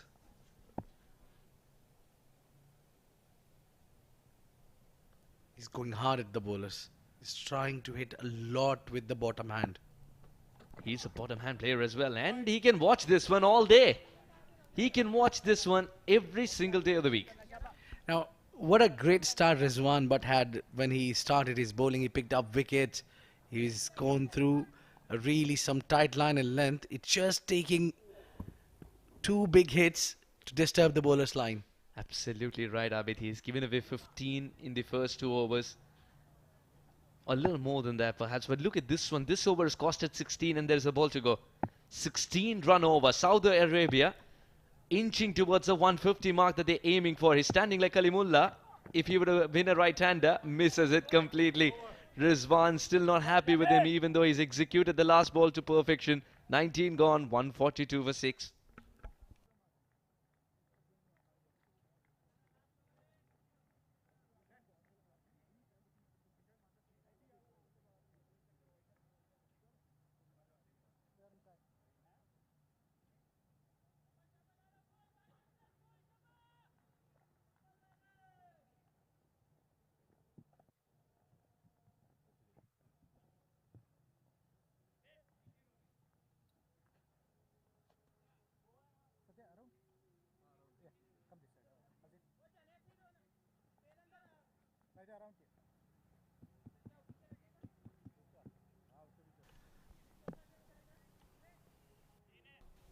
Well, it has just turned out to be into the final over, and now looking in a good shape, Saudi Arabia, and they are trying to put that 160 on board. And before that, they need to go against Satya. He's exceptional bowler. That's the field set for him. A lot of fielders on the front. You have for the left-hander, and now third is coming back in, and they're pushing back home. A lot of fielders at the front. Stand and deliver, but the man in the deep will be in business, but he doesn't take it. And it didn't look like he was giving his 100% either. They expect themselves to be better on the field. I'm very sure of that. Bahrain set high standards for themselves. Veera President doesn't want to look at the fielder anymore. This has been really good shot playing. Just not enough, but this man helped it its way. Made sure it goes for 6. This could be catching practice. And put down. They have been all over the place today, Bahrain, with their fielding efforts. Sadaya Veerapadiran, he was able to generate 2 opportunities in 2 balls, but those wasn't catches. Those were 8 runs put together. 150 comes up for Saudi Arabia. Well, it's none other than the wicket keeper from the previous game, Ahmed bin Nasir, who put down that catch. Give him gloves. Is it something that he's suggesting? One-handed this time, but that's in the gap too. Saad Khan's providing the flurry of boundaries they require towards the end. Momentum with Saudi Arabia. Well, accelerating at the right time, and he's looking to that hand. He's in pain, but he got the result what they were looking. One-handed, but that is enough there from the small man. Does the big business for Saudi Arabia. They're cruising for what they were looking at. They're just there around 160 that they're looking. A terrific shot, but man in the deep. Will he take it? Will he take it? Finally! Finally a catch worth talking about for Bahrain. A catch to remember for Bahrain. Rizwan gives it all. Saad Khan departs for 69. It's been a terrific innings indeed. And he's put his team in front with a good finish. What a good catch. It was dipping on him. It seems to be they're getting used to taking things harder, not the easier ones. It was exceptionally well from Rizwan, but in the deep he's taken a beautiful catch. And Satya strikes. The big man walks out at the almost end of the innings. He's done his job. He scored 69, 154 for 7.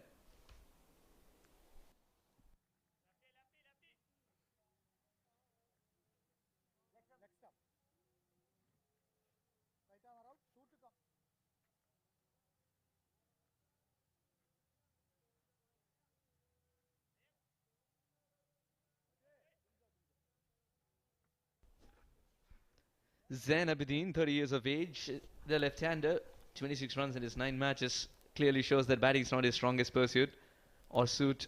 He wants to be a good bowler, which he is. But tell you what, he has to take the strike no matter what, according to the new rule. They did cross, but it should be Newman. And he goes big, he goes up, keeper sailing, and he's taken some brilliant catch. Wow, what a catch this is. He's rolled over backward and taken the catch, Mohammad Safdar. Suddenly the catching gets better for Bahrain. First Rizwan and now the keeper. He had to circle underneath it. If the fielder could be Mr. 360, it's him. He's circling underneath it but didn't lose sight of the ball. The gloves always help in a pouch of that kind, but belief even more so. Zainul Abidin departs without troubling the scorers, 154 for 8.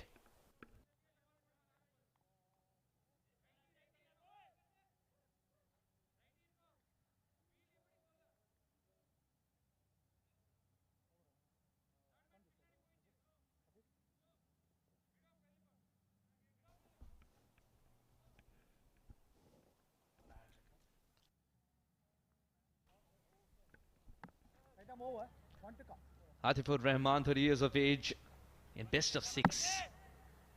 Now can he equal his best here? If he gets one from the middle of the bat, he can. Veerapadiran is on a hat-trick. That's another catching opportunity, will land safely.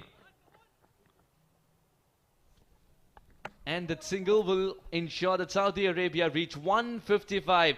Veerapadiran pulls it back with 2 wickets in the over.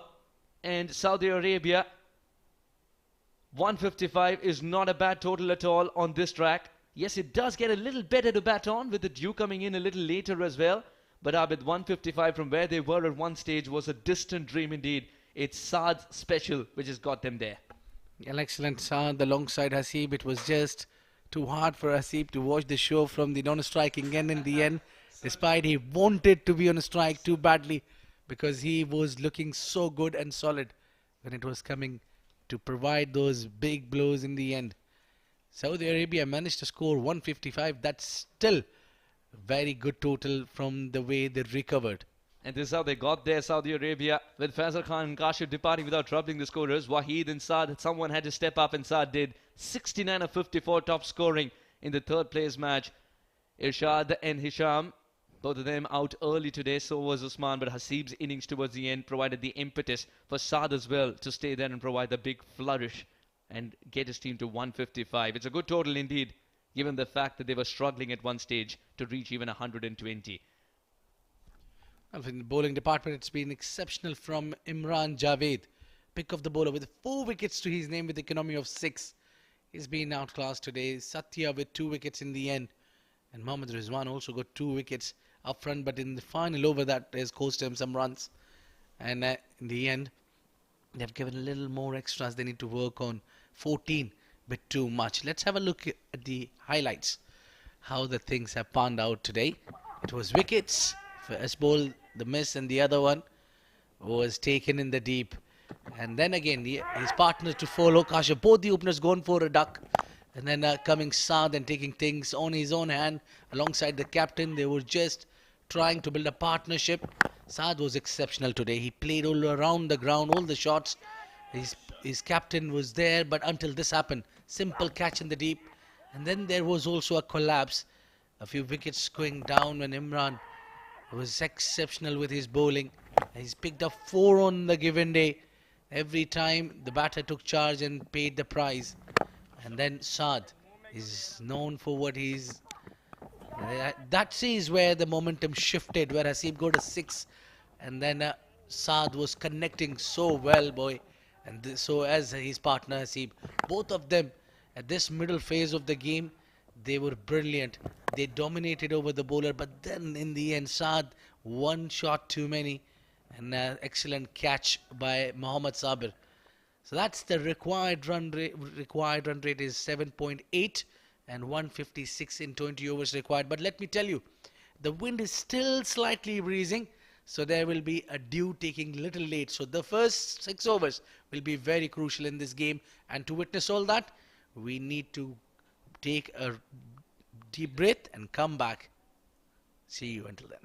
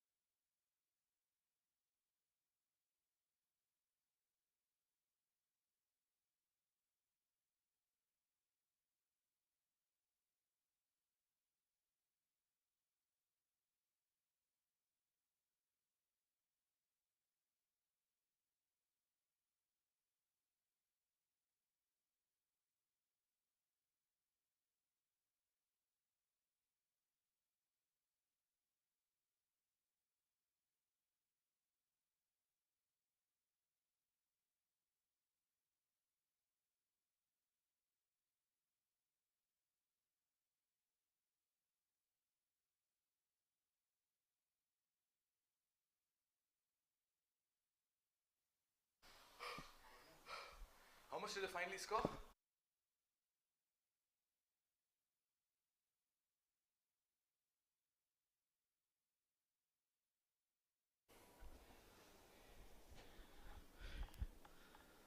Another fine contest on the cards. Saudi Arabia have done exceptionally well to come back into the game and post a very formidable total. Yes, absolutely. Saudi Arabia, after that early jolt, have come back strongly. 155 is what they've scored. Top score of 69 from Saad and 28 from Hasib, right at the bottom. Oh, it's been great counter-attack. Rizwan, but certainly created a little bit of problems up front with the new ball. He ended up with 2 for 31. But Imran Javed, 4 for 24, and Veerapatiran, 2 for 34 amongst wickets. But it's the late counter-attack that helped Saudi get to 155, beg your pardon. This means that Bahrain will need 156 in 20 overs at close to 8 runs and over. Yes, and to open the proceedings for Bahrain, it is David Matthias, 31 years of age. 16 matches for him, a strike rate of 112 and a best of 61. While the bowler will start the proceedings and has been very, very effective with the ball at the top of the order. Atifur Rahman, 6 matches, 5 wickets and a very great economy, miserly economy of 6.68. Amongst the wickets in the last game, 3 for him. He got the ball to move both ways. And Sarfaraz Ali, as unconventional, he's with the bat. He's much like the Faisal Khan of Bahrain. Once he gets going, very hard to curtail. Look at that strike rate, 163. A best of 69, 550s. Can the captain deliver on the night and take his team to 3rd spot? You're all set for the big game and for this first ball as well from Atif.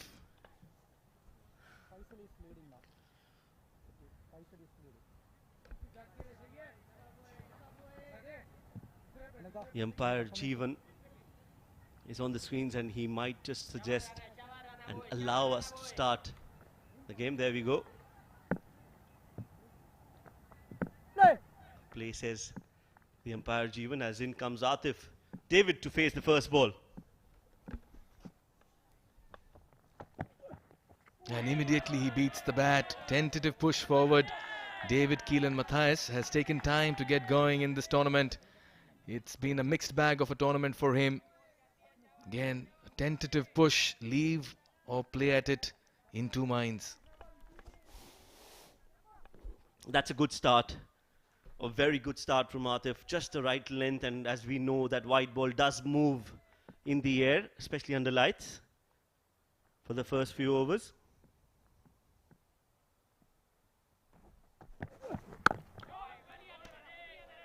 This time a very confident looking forward defense from David Matthias. Oh yes, and this one came into the right hander as well. The first one held its line with a little bit of late movement.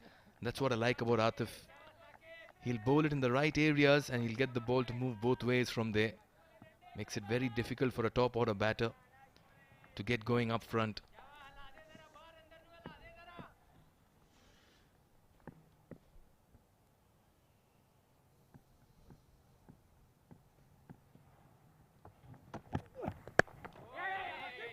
Gentle nudge with soft hands, and he's off the mark with a single. Well, that's how David plays his game, takes his time, and now Sarfaraz Ali on strike. For him, it's all about finding the big hits. He's not there to waste time. He means business in the middle. Likes to go big. Anything in length area or good length spot, he's going to go after it.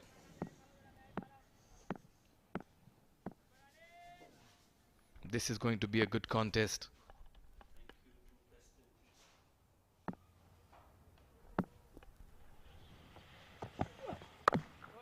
Tentative push. They almost collided while running for that single. Both the batters off the mark. And Bahrain are in pursuit of 156. And that's exactly what David is saying. Move to your right when you're running. You stay to your right, I stay to my right. Yes, how many times have we seen that? Both the runners running and colliding into each other and losing their wicket in the process. So it's better to be cautious. And communication is so important in this sport, Mikhail. Not only while batting, but also while bowling, fielding. Every aspect, you need to have proper communication. Huge loud appeal. The bowler, the slip cordon, the wicket-keeper, everyone going up. The umpire unmoved. Just felt it was too much of an ambitious appeal over there. Nevertheless, Keelan once again very slow on it. It was more of bat hitting the turf. It's that noise, and very clearly as well, David just shouldered arms, saying that he had nothing to do with that delivery in terms of any kind of nick or connection. Saudi Arabia have dished out another fine performance. Last night, they chased down the target by Bahrain, and tonight, they are looking good to defend it as well. It's that late impetus, that late counter-attack that has taken them to 155. This after they were 1 for 2 in the very first over. Change in the field. Slip comes to short mid-wicket.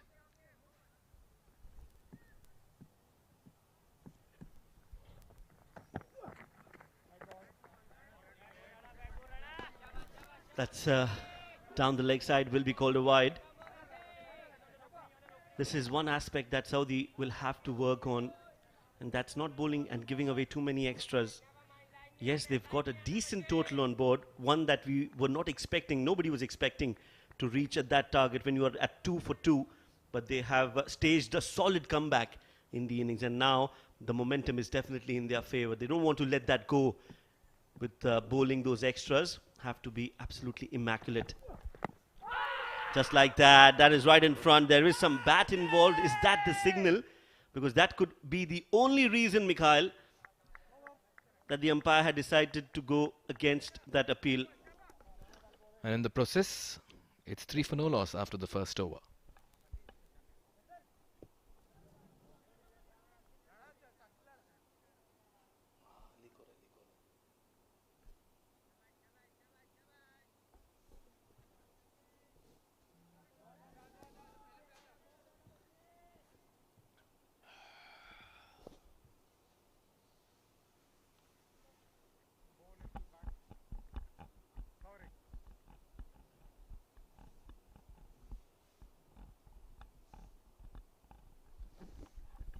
Very good start by Atif. And now it's the turn of Ishtiaq to get the ball to talk as well. He's done it in this tournament. He's been amongst wickets. He gets the ball to move both ways. He can generate extra bounce as well. And he has an attacking field. 4 on the off inside the circle. A slip in place. Third man and fine leg in position. A square leg and a mid-on. In comes Ishtiaq with his first ball. Short and wide to begin with. Yes, certainly one of the bowlers who has impressed us. That was the last ball of the previous over. Well, that is definitely worth a shout.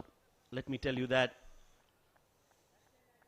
And David will find himself to be very lucky to be still out there in the middle. We're talking about the Ishtiaq. I think he's bowled well. He's got some serious pace and bounce and some movement in the air.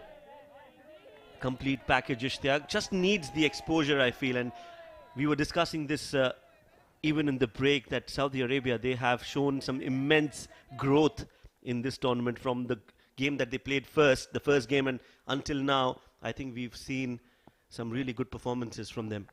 Yes, much like Rizwan, but for Bahrain, what we are seeing over here, bowlers for Saudi Arabia are exploiting conditions. You need conditions conducive to bowling, and good to see Ishtiaq getting that ball to move in the air, late movement. And that's the movement that we were discussing. Again, beating the bat, beating the stumps as well. That was very close to that off stump. No, we understand you're chasing 155 if you're Bahrain. But when you clear your left foot and try to play across the line to a new ball that's swinging away from you, it just defies conventional wisdom, Shoaib. And particularly as a skipper, you'll want to bring in a little bit of more sanity in this chase and responsibility as well. Well, I think that word conventional is definitely not in his dictionary, this man. He is unconventional to the core and defies logic and gravity. And sometimes is found in such situation where the ball is moving against him and he has no answers to that. Not too sure the basics and techniques are something that he keeps in mind, but once again squared up in no position whatsoever. T20, T10, you don't associate too much of technique, I understand, but this is a completely different book written and scripted by Mr. Sarfaraz Ali. Yes, just like Suhas would like to refer here, I think he's got his own magazine, not a textbook of cricket. So yeah, that's so true about Sarfaraz. This time a short ball without movement, well directed as well. But I think Sarfaraz has done exceptionally well to just guide that towards the deep third for a single.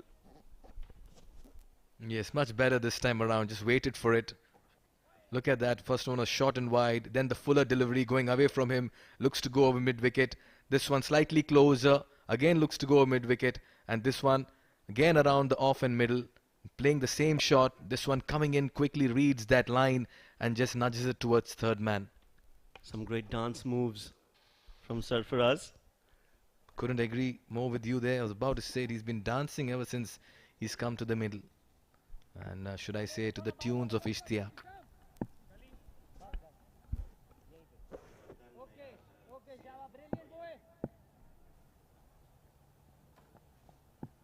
Last ball of the over, just one run off it. And as the story predicted, it is going to be a dot ball where the batsman is beaten by the swing in the air. 2 overs gone, 4 for no loss.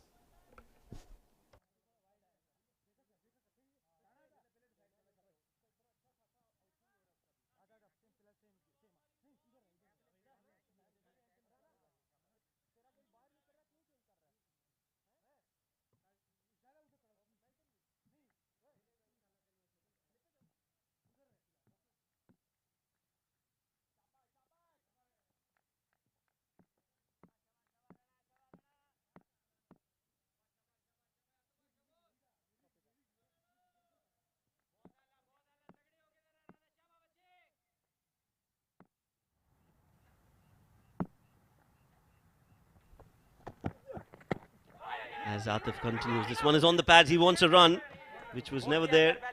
And Sarfaraz has been sent back, and rightly so, by David Mathias. Now, we know bowlers hunt in pairs, Mikhail. What do you think about this opening pair when we're talking about Bahrain, Sarfaraz Ali and David Mathias? Both look to be struggling at the moment, and what do you think is the reason? We've seen David's approach in this tournament. It's been a little slow, he's been a little sedate, a little cautious. So David 1 in 6 is fairly understandable because that's how he's played his cricket. But what he's done, we'll come back to it after this delivery. Oh, that's hit him on the visor, taking his eyes off the ball. That one carried and climbed on the batter. In the process, they'll get 2 runs.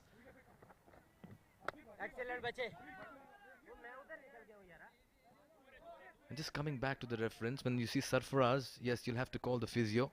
Each time the ball hits the helmet, there has to be a quick medical check, a concussion test, just to check the parameters. Though he's given a thumbs up. Coming back to that delivery once again, that just climbed on him, into him. He tried to play the similar shot that he played to the previous delivery where he got a run down third man. And just coming back to your point, when you see Sarfaraz in a situation where he's got 2 of 8, it really adds to the problems and compounds as well. Look at that, straight on the visor. And that was right on the visor, as you mentioned, and luckily no damage done for the skipper of Bahrain. He's back to the crease. Yes, this partnership is a sedate one. Now, they're not chasing too many runs. It's not as if they're chasing 200, so they can afford to start slow. But what is here, what is a concern here is that Sarfaraz is on 2 of 8, and that is what you were pointing out. Usually he's 8 in 2. That's the way he bats. But tonight, when you're not getting that bat, you need David to come in as well and contribute with runs. That's not happening. Again, just not able to get behind it. As hit him in the box, and that can hurt as well. And that's where the problem lies. When Sarfaraz is 2 in 9, you sense that. You did mention they're not chasing 200, but on this surface, I feel 150 also is quite an intimidating task with the ball moving around. Oh yes, absolutely. I think Saudi Arabia have done well to get to that total first up. And now they've started to bowl well and in the slots that they would extract. Again, a similar ball, similar place of impact. And this time he's down on the floor. The last time I think it was around the groin area. This time it is hit the bullseye. Well, he'll be in pain for sure, but he's not helping his cause by playing such shots to a good length delivery. He's trying to play across the line on the back foot. At the back of the length delivery, though, coming into him, just not able to get behind it, get underneath it. Rather than playing straight, he's trying to play everything across the line, and that's why, with the new ball coming into him, this is for the second time that he's been hurt in the similar region.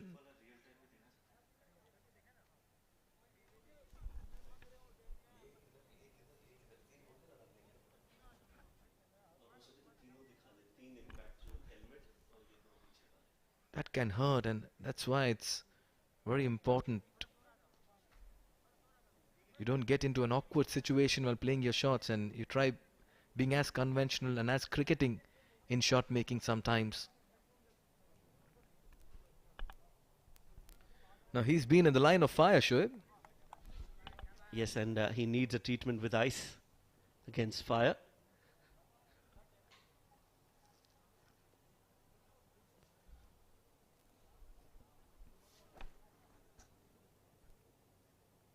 Right, so let's look at that impact on the helmet first up. This is impact number 2.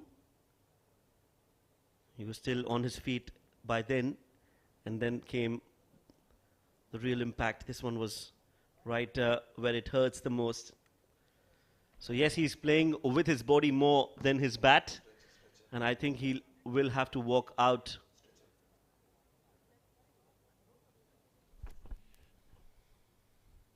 Yeah, he may have to be stretchered off as well, looks like it, because he's not able to get up and walk back.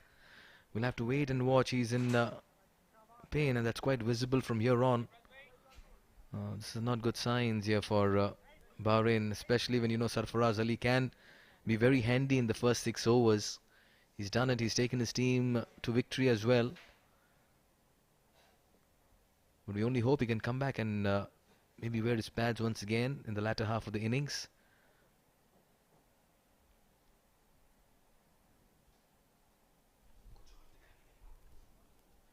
So it's been quite a start here for Saudi. They have got the ball to move. Ishtiaq and Atif have teamed up really well. And in the process now, Sarfaraz Ali he's walking back to the dugout. He'll need some medical treatment and attention.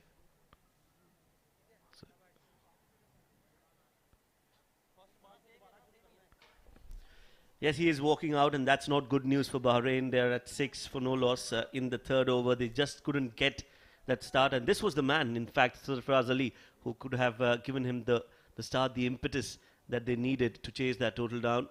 Nevertheless, he's injured, and he'll have to walk back, and we hope that he recovers soon, and we see him back in action in this game itself. But right now, this is a big jolt for the Bahrain, especially in this run chase.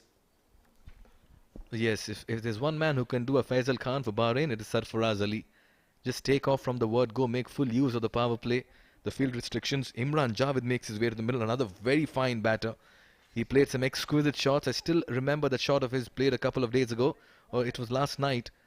It was just a push from good length over long off for a 6.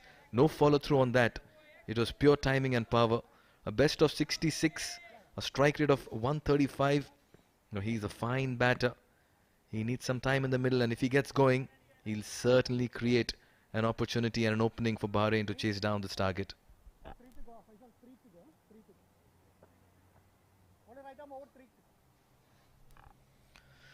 So Sarfaraz Ali retired hurt, and in comes Imran Javed in the third over.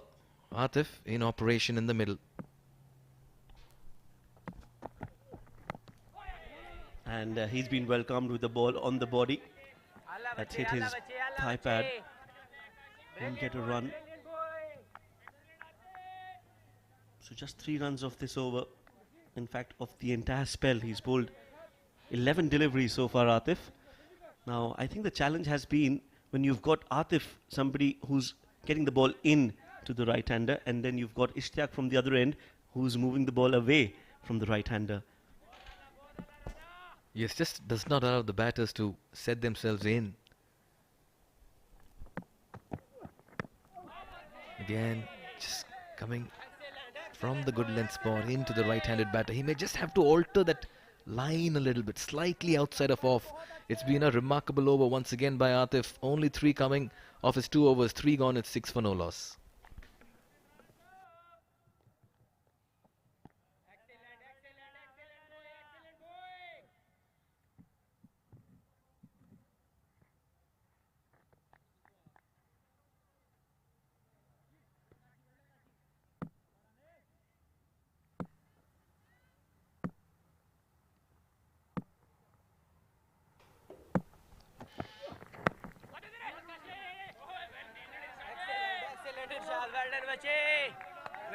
Well, now it's the end of the over.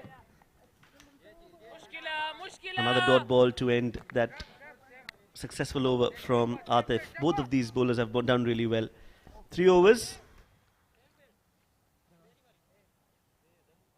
And it's the end of the over.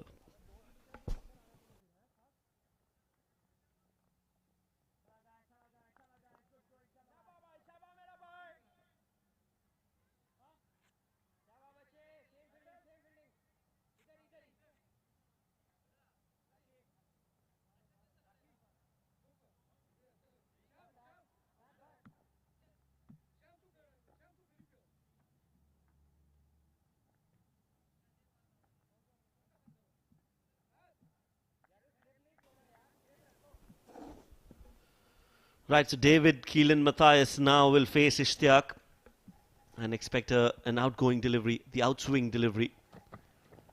Nicely played, he was anticipating that ball. Just needs to get that line right, get it closer to the off stump, and that's when the slip will come into play. And bowl full as well. We saw he was bowling a lot fuller yesterday. That's where he got those edges. Hasn't bowled a lot of loose deliveries, Ishtiaq, but I would love to see him bowl a lot fuller and make David Matthias come on the front foot and drive the ball. That's when the slip will come into play. And David has to take charge now of the top order. There again, allowing the ball to go. There's someone who'll need to really take charge and give that start. He's been given that opportunity early in the games. He was batting in the middle order. He's been promoted to the top order. He did get some runs in a couple of games, but he's taken time to get them, and that's why it's important for him to get going at the earliest, just to ease the pressure and make full use of the field restrictions. Yes, the ball is moving.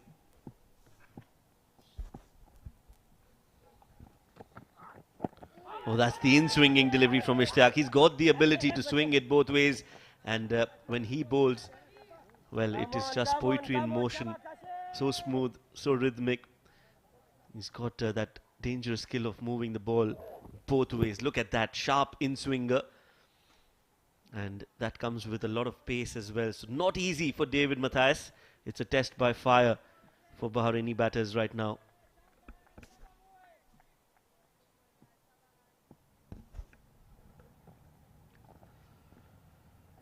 Three dot balls on the trot, just 6 runs. This is the 4th over in progress.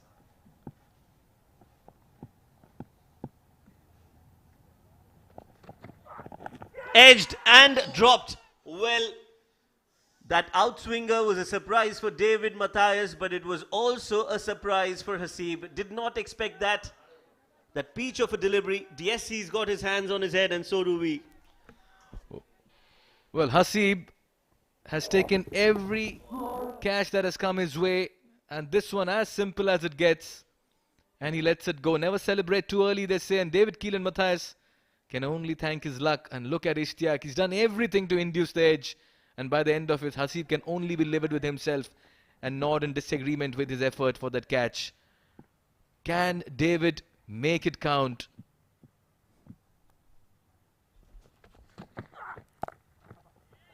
This is a good shot from David Matthias, played along the ground towards the deep third, who's wide, and just will be a single. We saw a simple catch being dropped earlier in the day. Imran Javed dropping Faisal Khan on the very first ball, and this one as well, as easy as it gets for the wicketkeeper. Everything that was hurled at him, he has taken it, but the one that got the edge, he dropped it. I tell you what, sport can put you on a pedestal and strip you of all your medals as well in no time.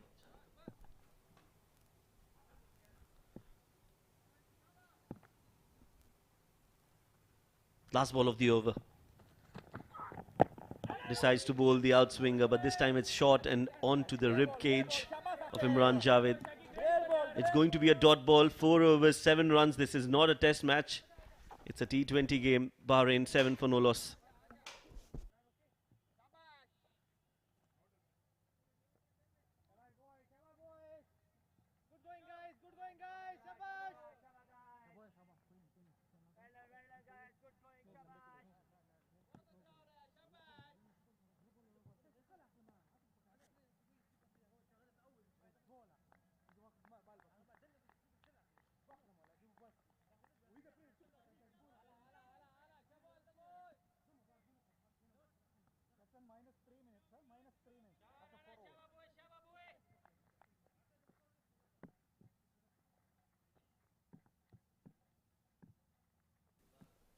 Atif continues. 3 runs in his 2, brings out the in-swinger, this time Fuller, and David Matthias has negotiated that well. Plays it towards mid-on and gets to the non-striking end. Singles in 6 overs. Not the ideal way, but what do you do? It has been a great bowling performance. That was the opportunity that was grasped. I think Hasib just closed his hands a half a second early onto that, and that's the result, a dropped catch. What a perfect delivery, a perfect outswinger. Pitched on middle, squared up the batter, took that outside edge. Simple, straightforward catch coming at a decent height to the wicketkeeper Hasib, and he drops it. Well, allow me to take this liberty and mention here that the 2 finds of this tournament, one is Amar Khalid, the other is Ishtiaq. Smacked straight down the ground. I think those are future stars of their respective sides, and if they are groomed well, they will take their teams to the next level. Quite certainly. Ishtiaq has done a remarkable job in this tournament, and that's why it's important for your fielders to back you as a bowler, just to add more wickets. Now Imran is still to get off the mark. He's consumed 4 deliveries, pressure mounting on him. Something has to give. There you could see he went for the big hit over mid-wicket, and now he's rehearsing it in the right direction. Pressure mounting. This by far has been the best performance in the power play. We are into the 5th over, only 8 runs. That one holding its line, and look at that, staying in the crease, trying to play that over the mid-wicket region. Pressure mounting on Bahrain as the chase is looking a little difficult at the moment. Oh yes, at the start of the game, the required run rate was less than 8, and now it's almost touching 10, 9.55. That's the required rate. The current rate, well, disappointing, 1.78, and these are the power play overs we are talking about. That's gone high up in the air, over the keeper's head, and that will be the first boundary for Bahrain. Not where he intended, but does it matter really? All that matters is 4 runs, and that's what it will be for Imran Javed. And if you can't get in front of the wicket, well, even if it comes behind it, we don't have a problem. Again, swinging his bat, more of desperation in the middle, more of just breaking the shackles. Finally, a boundary, and the first one for Bahrain, and from the bat of Imran Javed, and that's how he gets off the mark. A top edge over the wicketkeeper's head. But they'll need runs, and more of it. They won't mind how it comes, but they need to find the boundaries.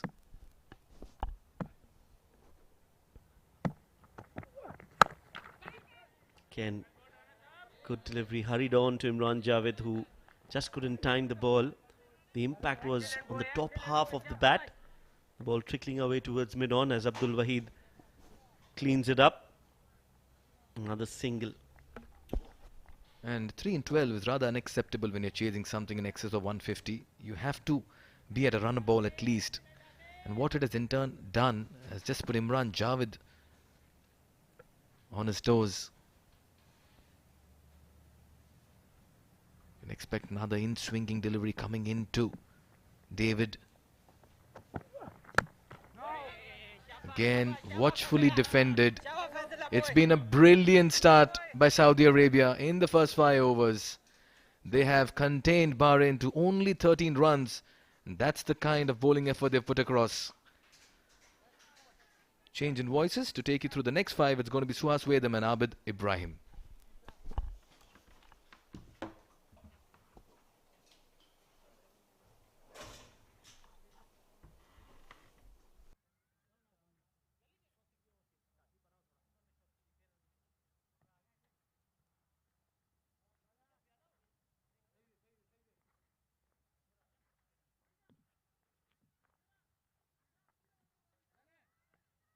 change, right arm over.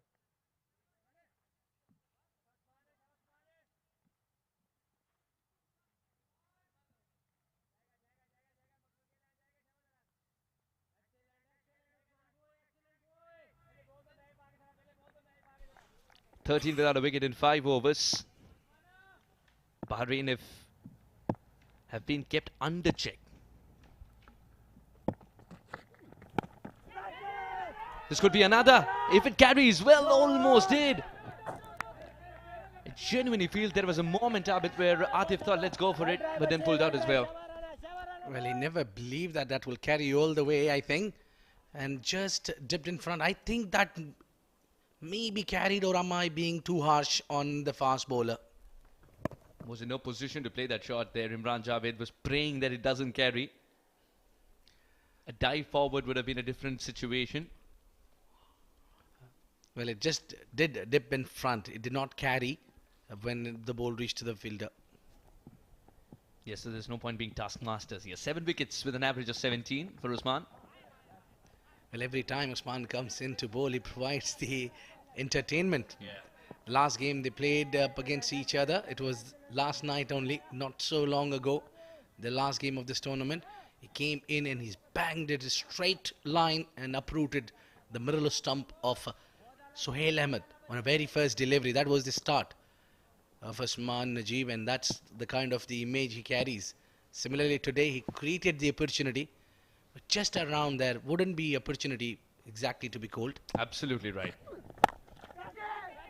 This could be catch practice, and it is indeed catch practice. Something had to give, and Imran Javed was feeling the pressure. Bahrain have lost their first wicket for 15, and it's surely because Usman has been brilliant with his line in length.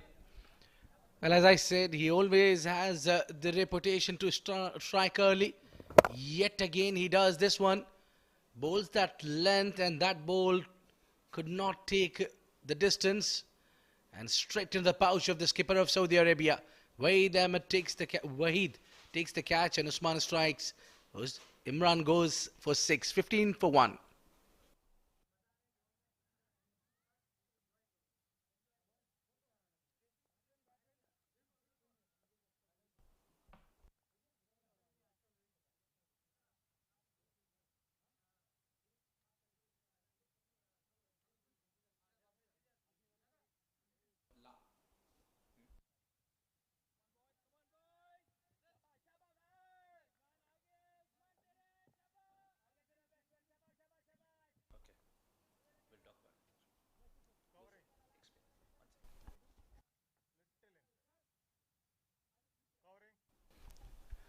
Well, an interesting contest here. Yet again, Usman with a wicket in his first over. And guess who's up front against him? It's the man who got him out on a first delivery with a brilliant average and strike rate. The man called Sohail Ahmed was beaten on a very first delivery by the same bowler he's up against now. You've got a very sharp memory indeed. And it's a delivery that Sohail Ahmed will not forget either of it. He's aiming for another Yorker. He's got a slip in place though. Good delivery. Slightly kept low there. And I was thinking this Miller delivery would be as he started yesterday against this man. And yeah, that's what he's talking to his partner. The ball did not get enough bounce. I was expecting full and onto the toes. The only problem there was even Sohail was expecting the same, and that's exactly why Usman refrained from bowling that delivery. Good one. And the first runs for Sohail Ahmed in 2 games will feel much better. He's opened his account and he was very cautious, very careful when he was taking on Usman. He knew he has that pace and nips in slightly better. This man has to deliver. David Keelan Matthijs. He's been there as an opener now, faced 14 deliveries, scored 4 runs. Little too slow.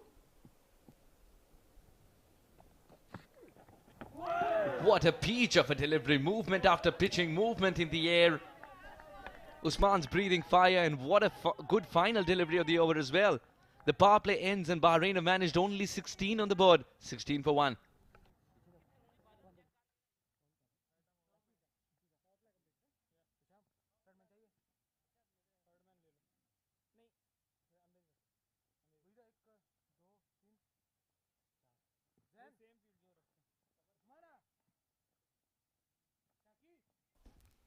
David Keelan Matthijs slow to start off, 4 of 15. Sarfaraz unfortunately retired, hurt. Imran Javed was in no position to play a shot and eventually found himself back in the hut as Wahid took a good catch, simple catch. Then comes Sohail, who's kept out an okay Yorker and a delivery that didn't bounce as much. But what I want to say here is 16 for 1 in 6 overs. They've got to get a move on. Hisham's been introduced with more cushion in the deep now. They've got to get a move on, Bahrain. It's not a very daunting total, 150, 156, but at the same time, it's not a small total either.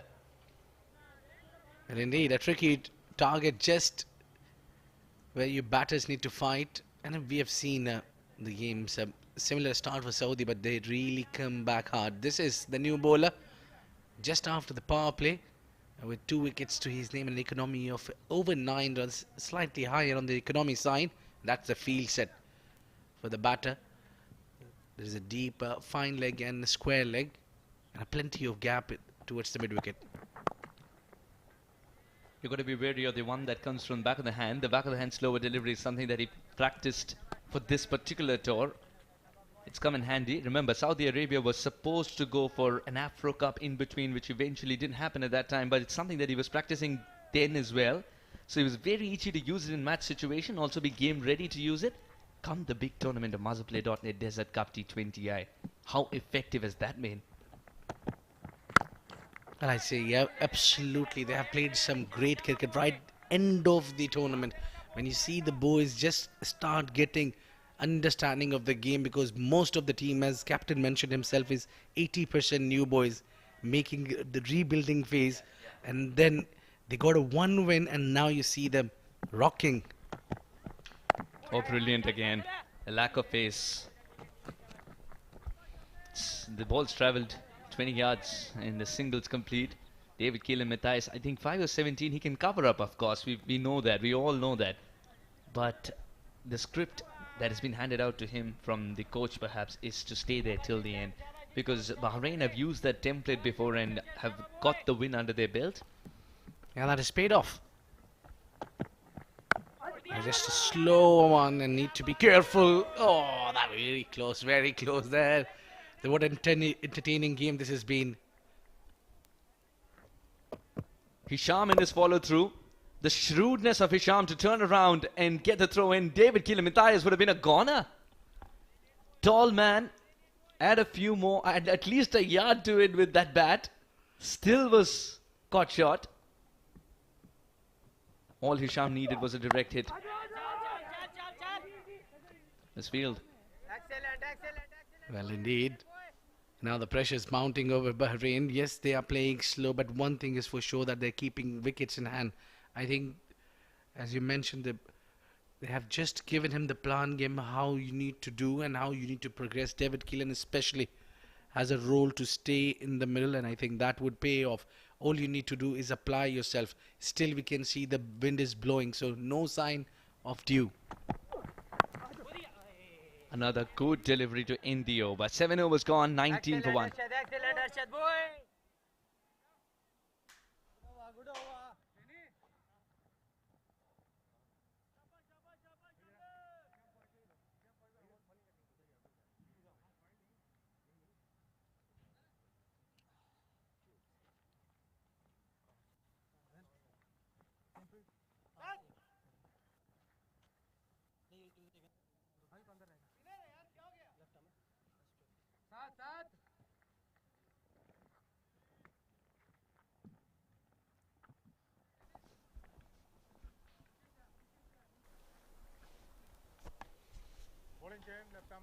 Zain introduced into the attack here. The 30-year-old slow left arm orthodox. 6 wickets in 9 games for him.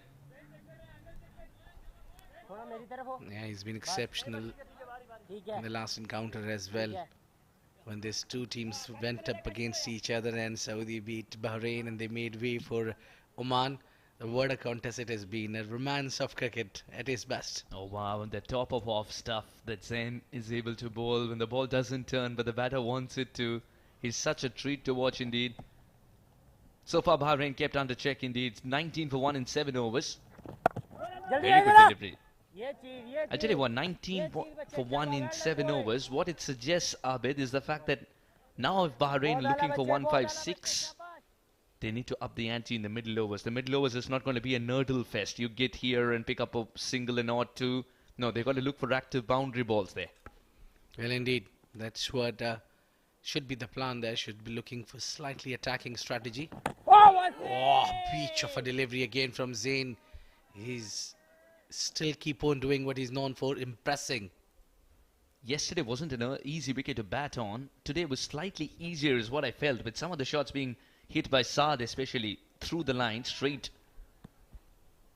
Well, for that, Saad had to spend time in the centre. That's what I think David Keelan Matthias is doing, to understand. The first run in the over.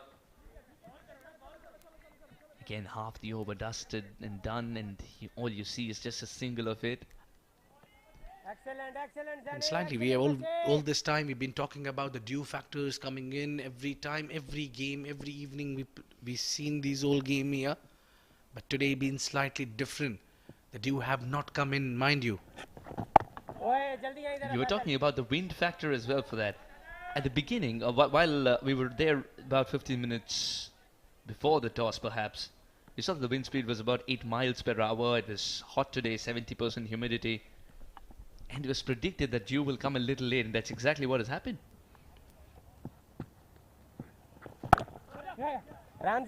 Even though the towels are out, that's another good delivery. Just 2 runs. 2 runs of the first 5 balls. Well, indeed, it's like more often that Bahrain is waiting for 2 things. One is dew and the other one is luck. You have to have the luck on your side. They've got skill for sure. Another fantastic delivery according to the field that the captain's given him. Even though he threw it back, he's got to get it back again. Hisham, 21 for 1 at the end of 8. It's going to be Hisham to continue, I believe.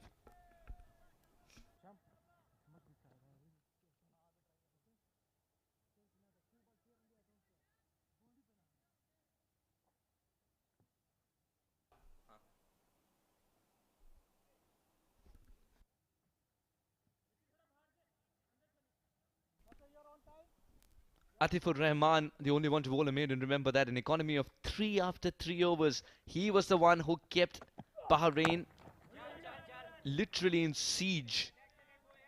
Nothing given away. 21 for 1 in 8 overs. And Hisham also bowled a terrific over to start with. David Keelan Matthias, someone's got to take the initiative. 6 of 20 is not good enough. He's not nurdling the ball around to at least pick up a single. Where is that boundary ball? Slower delivery, back of the hand. He went through with a shot, but he's caught. What a fantastic catch this is from Faisal. It's one of the most difficult catches because you're running sideways and the ball's dipping as well. That came off quickly off the bat. And that went quickly into the hands of Faisal as well. It's not daily that you wake up and take catches of this kind. This man's special. Back of the hand delivery and straight to the pouch of this man who's got a bucket of hands, and he will not miss on this occasion. He's the man, couldn't deliver with the bat, but today did with the field. But there with Keelan, not so impressive. The strike rate is too bad today for him, 21 for 2.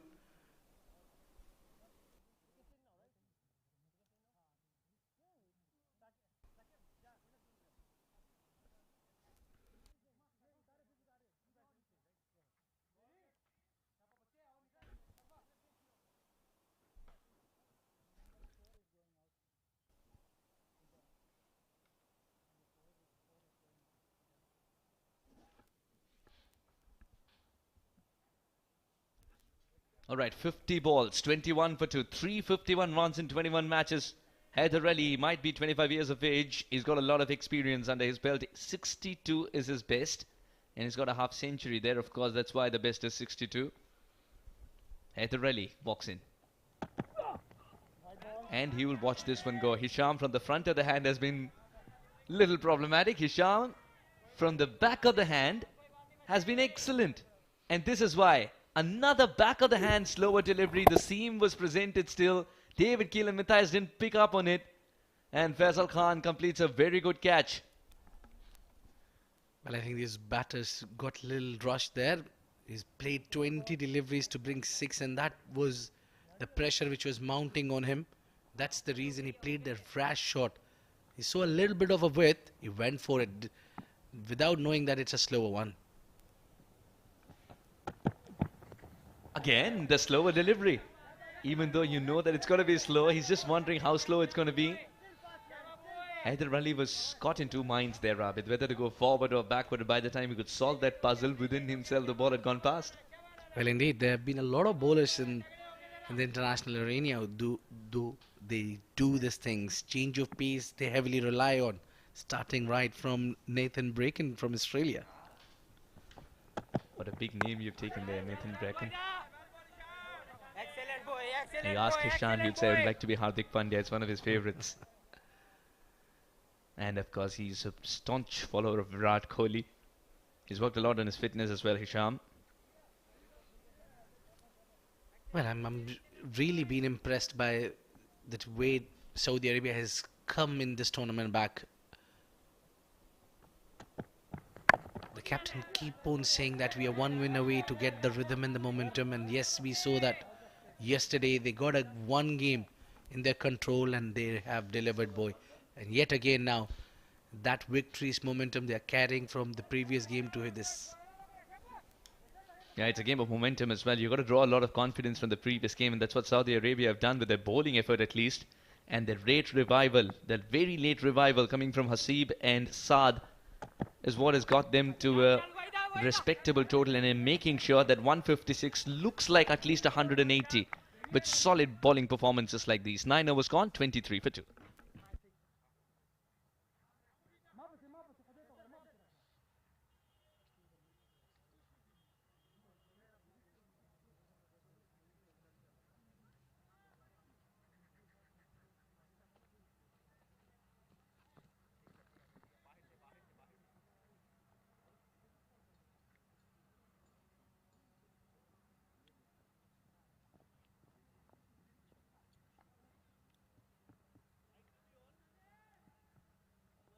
And it is Ishtiaq Ahmed who's doing the job with giving 2 runs in 2 overs.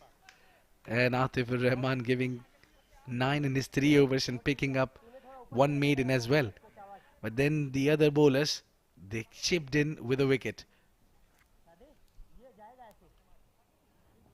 Now none of the bowlers going over 3 runs in economy. That's impressive. Very impressive indeed, especially given the format is T20. This is a quiet reminder, is it? Thank you for reminding me. Initiative, but chose the wrong area. Atifur Rahman's taken it as if he's a walk in the park. It's not a walk in the park, it's a difficult catch. The confidence with which he was backtracking, he felt as if the boundary rope is nowhere near. What a good take this is. And Zain's picked up a wicket, first ball of the second over, Abid. Well, exactly when he knew it, where I need to pitch, where I have planned my fielders, and when the fielders respond. Atif, exceptional with that, knowing where the boundary line is exactly. And another big wicket goes into the dust. Haider Ali walks out scoring 1 run. It is 23 for 3. Can you believe it?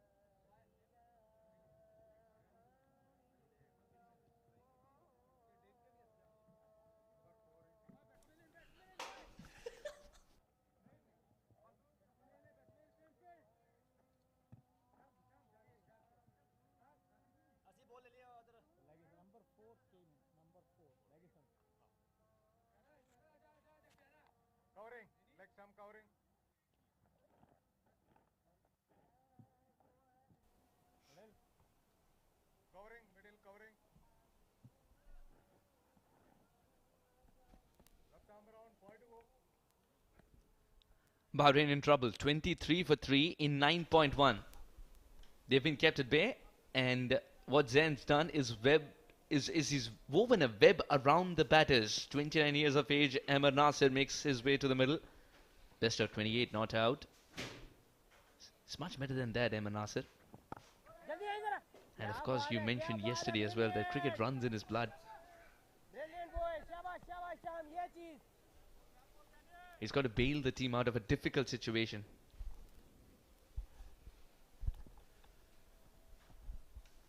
Saudi Arabia have been very tidy. I think in the entire tournament, Saudi Arabia's bowling display in the power play, this was the best, and it was such that the other teams can also learn from some of the tactics that they deployed. Having the right fielders in the right place. And I'm sure coach like Kabir Khan has a lot to do with this, and he must be proud of these boys, the way they came right in the end of the tournament. They came, and it is also important to finish the tournament on a high note.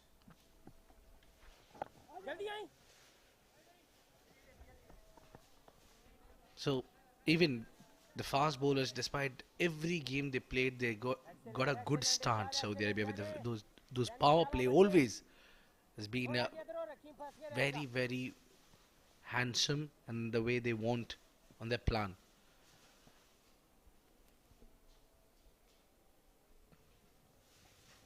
Another good delivery. Single was an afterthought. Single would have been risky as well. Eventually they do get there.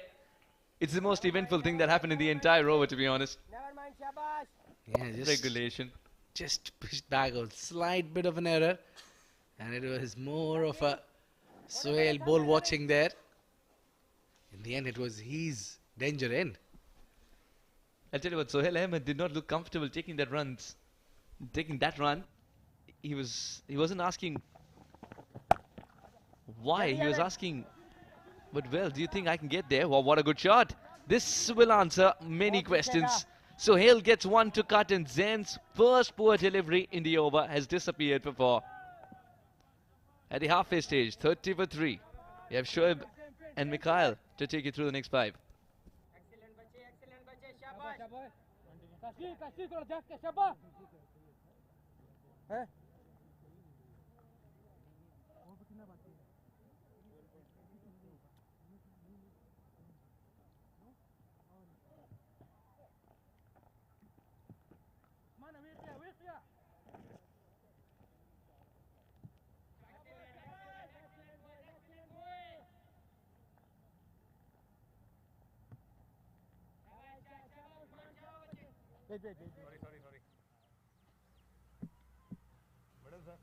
Thank you, Suhas. And Abid, 10 overs, and Bahrain are tottering at 30 for 3. What a comeback this is from Saudi Arabia. From being 2 for 2 in the first innings to scoring 156 at the end of the first, and now have put Bahrain on the back foot. 30 of just 10 overs with 3 wickets down already. Mikhail with me in the com box. What a glorious drive that is from the bat of Ahmed bin Nasir. That will go all the way. And we saw on the very first ball that he faced, he middled it, and he's continuing that form. 4 for Ahmed bin Nasir. And you wonder where was he all this while. Look at that for execution and placement. Full face of the bat, just like the shape he got on it. Wonderfully executed. The transfer of weight as well. Yes, you talk about the comeback of Saudi Arabia. What a turnaround. They dropped the first game against Bahrain, and now they're all set to make it 2-2 in back-to-back days. Oh yes, absolutely. I think it has been, like we mentioned, I think it has been such an improvement in that performance of Saudi Arabia from game 1 of the tournament to this one. The team has come in together, they've gelled well, and the graph has only gone one way, and that's upwards. Very encouraging signs for Saudi Arabia. Slower delivery picked up well, a single down towards long off. Bahrain have not held their cause. They have been overcautious in this chase. Nobody has come forward. Ever since Sarfaraz Ali was retired hurt, nobody has been able to play the big hits, make use of the power play. And when you're chasing 156 and you're batting on 35 for 3 in the 11th over, you're only putting pressure on that middle order. Oh yes, and a fun fact relating to this ground, Oman Cricket Academy, the first T20 international that was played on this ground. That was going down leg. The first T20 international to be played on this ground was on the 20th of January 2019. And guess what? It was between these two sides, Bahrain and Saudi Arabia. That was the first T20 international. I want to know the result of that game, Shoaib, in context to what's happening over here. Because for the first part of this tournament, it looked like Bahrain were looking a stronger, better side compared to Saudi, but they've turned tables. Another slow delivery. Hisham has begun well into his third over. He's kept things very tight. Time is running out for Bahrain. They have to play the big hits. That's the only option left. And look at that. Gentle, soft release. And the stare as well. If that was intimidating, oh boy. Stay in your crease. Again gets a thick inside edge towards deep backward square leg. What an over this has been. Brilliant bowling by Hisham. 12 in his 3 overs and a wicket. 11 gone. It's 37 for 3.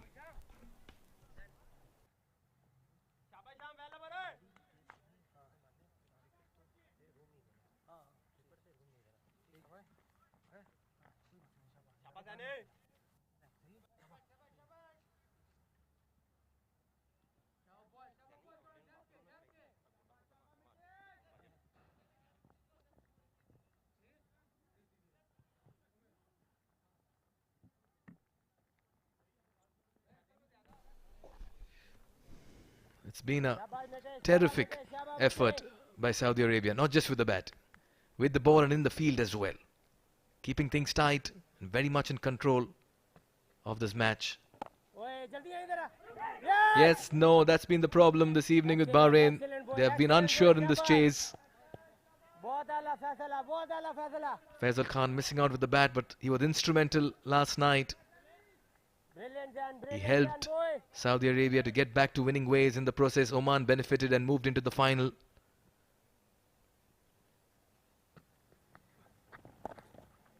Played it down leg side. That'll be a 4. Very poor bowling. There's no protection there whatsoever, and you can't be bowling that line. Yes, a poor ball, and that has been rightly punished.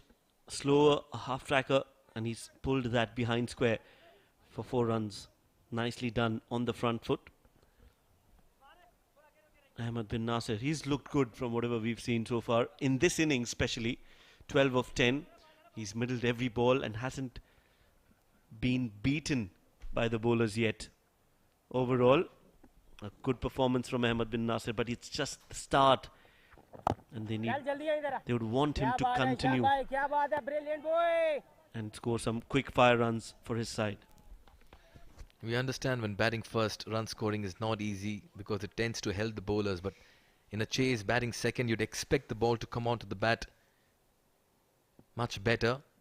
But it looks like Bahrain have been batting on a different surface in the second innings. It looks that difficult for them. It's just haven't been able to take off in this run chase. Lost their captain earlier on, and since then it has been a struggle for everyone who's come out to bat.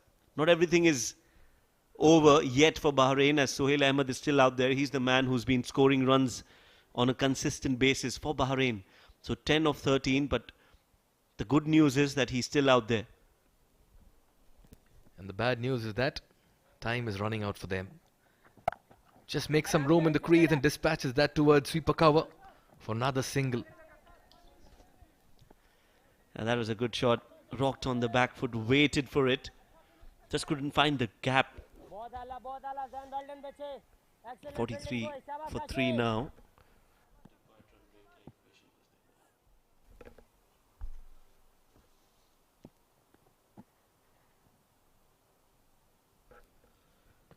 Last ball of the over has been played towards the fine leg. A fumble, but no damage done for Saudi Arabia. It's a dot ball.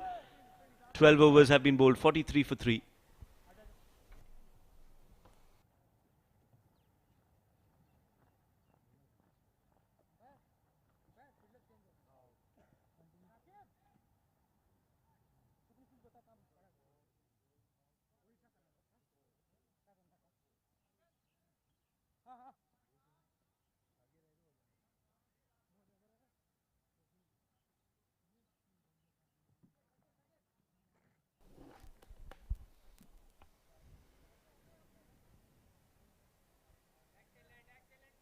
We are coming to you live from the Oman Cricket Academy. It's the MazaPlay.net Desert Cup T20I series, and in your respective territories, these are your broadcast and streaming partners: Sportsai, Fanco, Ratrangi Ullu, Ultra Willow, Geo Super, and Geo.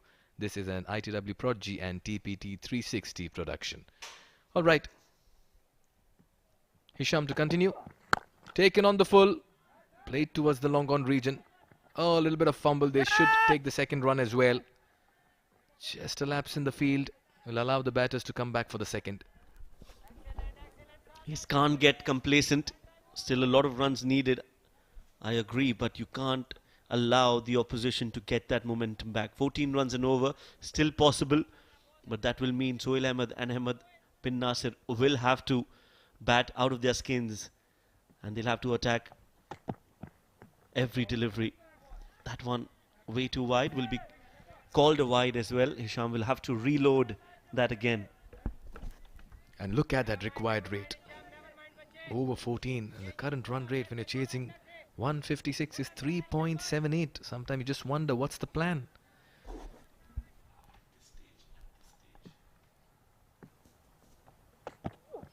Goes high. Has he found the field on this occasion? Yes, he has. Sohail had to go for it. The captain, Wahid Abdul Ghaffar, takes the catch. 4th wicket down. Sohail Ahmed departs, and Hisham gets his 2nd wicket. Yes, the writing was on the wall. He had to go for it. They needed 14 and over. There was no way they could just spend their time out in the middle. Went for that shot, just couldn't get the elevation nor the distance, and finds Ahmed Wahid Abdul Ghaffar, the skipper. taking a good catch in the end. So it's 46-4 now as Bahrain are staring down the barrel 2 days in a row.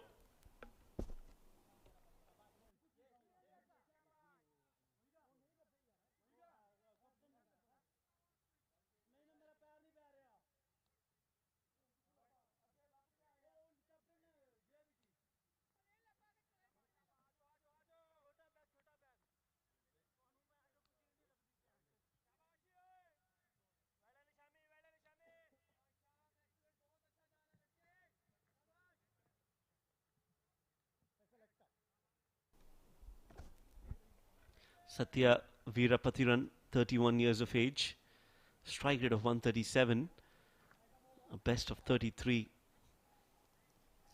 He's the new man in. And that was a big wicket there, Mikhail. Sohail Ahmed, who scored runs for Bahrain. But last 2 games, he hasn't been able to get those runs.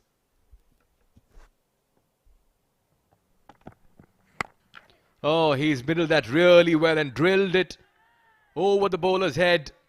Satya Veerapathiran has got off the mark with a beautiful looking 6. That was a slower delivery from Hisham.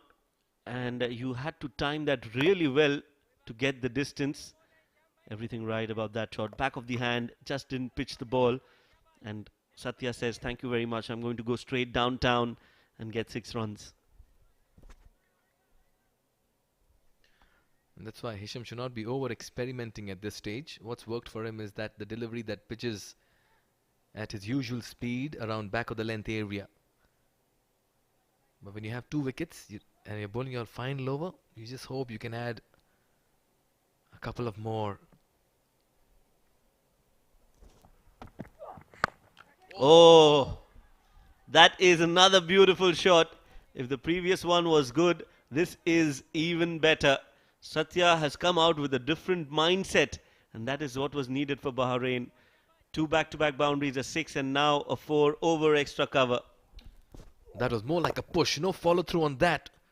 But look at that for timing and execution. Brilliantly done by Satya. 10 and 2. It's not a usual sight we are seeing in the scorecard today, where the strike rate is at this stage.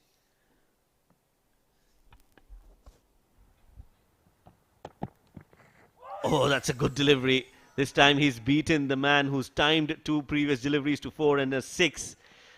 On that occasion, he was cut into half. Hisham gets that slower delivery, pitches it, and pitches it just at the right length. Hard luck that it's gone for 4, but he shouldn't be disheartened by that. Deviation off the surface, just had enough height, I reckon, to go over the wickets, but that was almost castled. What a delivery there by Hisham. What a comeback after being hit for 10 runs in 2 deliveries. He must be kicking himself and saying, I deserve that wicket.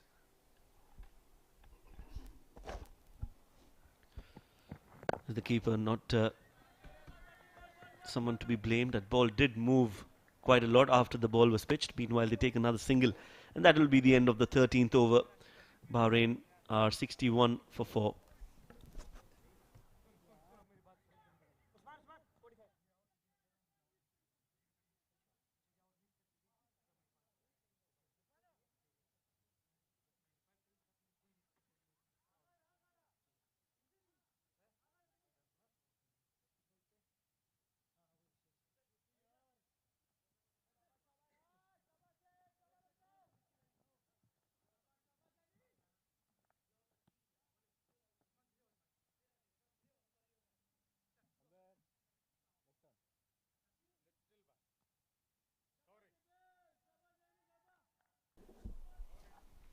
At this stage, Saudi were 80 for 6. So they were well and truly ahead. They may have dropped a few wickets, but it's the late middle order impetus that came by. If Bahrain can do this in the chase, they'll be making a match out of it. If Pathiran can hang around, he could just be creating some unlikely hope as well. Aberdeen to continue, another single down towards shot fine.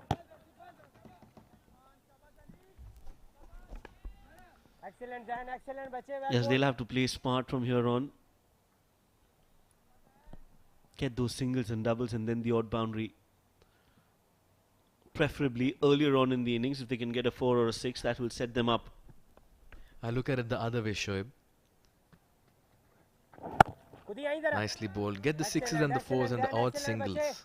That's what's needed for them now. Yeah, the approach definitely has to be that. So normally when you play cricket, you've been told to look for the single or a double and then for a 6 if it is in the right area. But the situation demands that you look for a 6 first. And if it's not in the slot, then you go for that single or a double.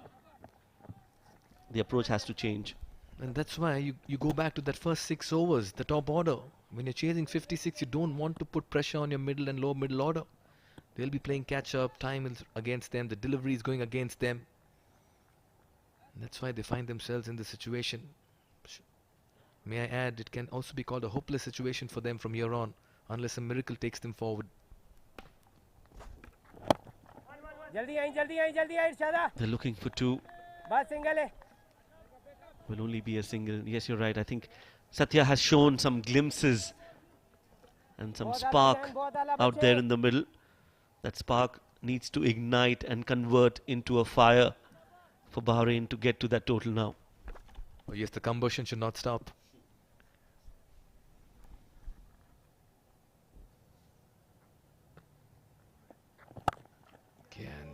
In his crease, playing it down towards long off. This will not trouble Saudi Arabia at all. They're happy giving away the singles. Well, Zain has bowled well. He has bowled to his plans. He's got the right field placement. And what I like about this approach is that he's bowling from the Oman tail end, where the onside is a lot bigger than the offside. And he's bowling it into the batter, making them play towards the bigger side of the boundary. There you go again. So this is good, smart bowling. And overall, great presence of mind. 14 overs, 65 for 4.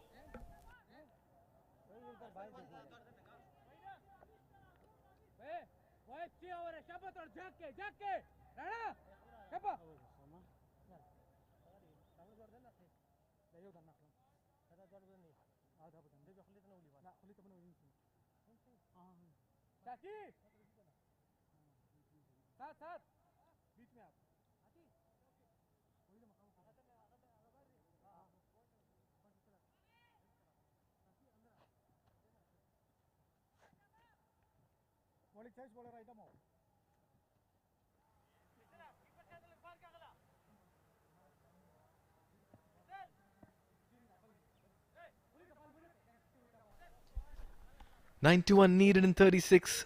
Look at the required run rate, 15.17, and the current run rate 4.64. Well and truly documented here the struggles of Bahrain in the middle in this chase, and they have themselves to blame. Catch is the call. That's been hit towards the fine leg. A swivel. And that will bring Satya on strike. Now they need to get those boundaries earlier on in the innings. It's not going to be easy against somebody like Usman. But there's no other way. There's no other option for Bahrain. 6 overs 90 is a tall task. Yeah, they're staring at the inevitable at the moment. Saudi will want to believe they've pocketed 2 more, or rather finishing 3rd. Yeah, what a script that will be. They were struggling to get a win under their belt in the first 5 league matches. Come out to play the 6th without any pressure. Nothing to lose kind of approach, and that has worked well for them. Win that game last night and are looking to be the favourites in this game. So from a position where Bahrain would have been playing the finals, they are now languishing at the bottom of the table. And in danger of finishing last as well. What a turnaround. This tournament has certainly given everyone an opportunity to come back into it. And everyone's made it count. Saudi Arabia written off completely. Stage a massive comeback last evening. And tonight, they're just going out there and putting out a statement saying that win last night was not a flash in the pan. We have a side that can produce an all-round performance with bat and ball.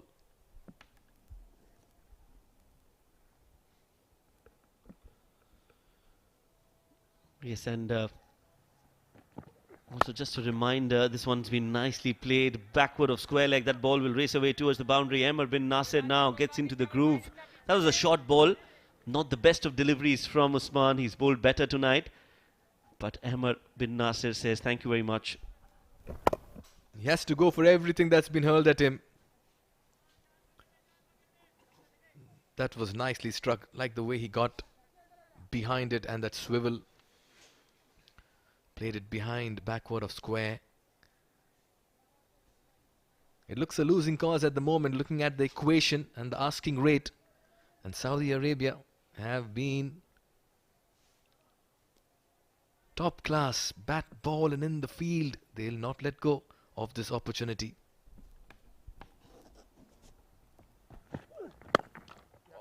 Beautifully timed again, flicked off the pads. It's been played in the gap. By the time Saqib cleans it up, 2 more runs will be added to the Bahraini total as they move on to 74. In all probability, Saudi may end up finishing third in a tournament that has 4 teams, so they can always go home and say we beat one of the best teams and we've not finished last. We've come back into the tournament. And also they are the lowest ranked team in the 4 teams that are playing right now. They are ranked at 33rd. So for them to be performing the way they are, for them to be showing and showcasing their skills here at this platform where the entire world is watching, I think it is a special achievement. Very encouraging signs. Oh, that almost took the leg stump on the way, but it's been signalled wide.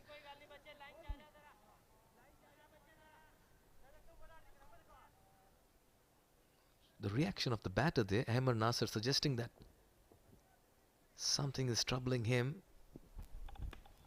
Doesn't look 100% fit. Hasib, he's also been very impressive with the gloves. Barring tonight where he dropped a catch, he has been right up there behind the stumps. Very agile, very quick off his feet. Safe hands. This one's been played towards the cover sweeper again. They're looking for 2. And he is limping at the moment, Ahmed bin Nasser. I think he's cramping up. And that's not great news for Bahrain as well.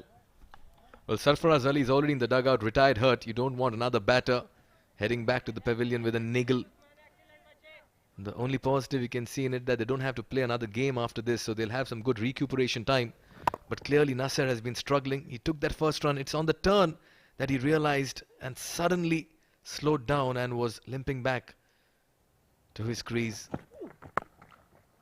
Gets behind it and gets on top of it. Plays it nicely towards deep backward square leg. Don't think so. They have the fuel in the tank for the second. Another fine over by Usman. 15 gone. It's 78 for 4. And to take you through the final 5 overs, it's going to be Abid Ibrahim and Suaswedam.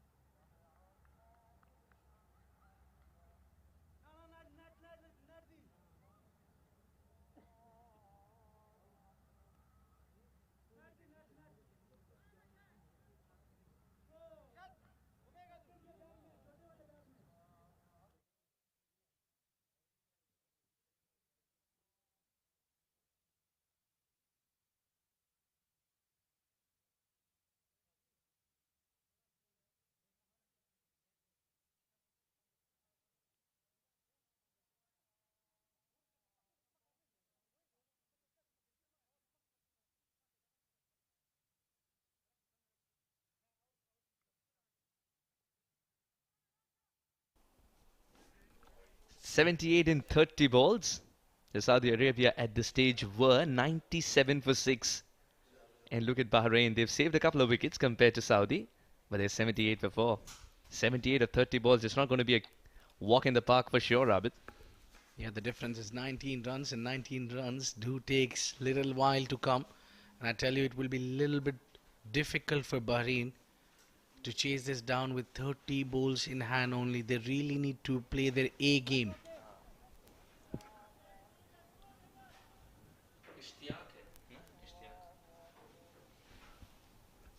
Ishtiyaq towards the end. Slower delivery. I think he wanted to make sure that the batter sees the pace on it, or at least believes it's going to be pacey with that roar of his while he left the ball. Well, indeed, and maybe a right time to bring in Ishtiyaq, because it was only given 2 and 2. Yeah, it's a slower delivery, but he roared as if he's putting a lot of power behind this one, pace. Who said voice acting is not required to be a good bowler? Well, you need to play some mind games as well. Deceive a batsman. It's a very old tactic what the fast bowlers do.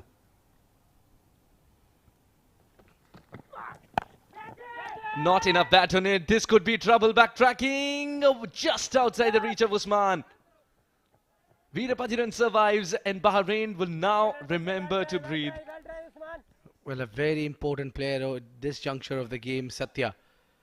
He need to stick around. He need to score runs as well. Now that was very good bowl, quicker one, good length. The only error that was, it just was out of the reach of Usman. Nothing taking away from the fielding effort from Saudi Arabia today. They have been brilliant altogether. Oh, absolutely.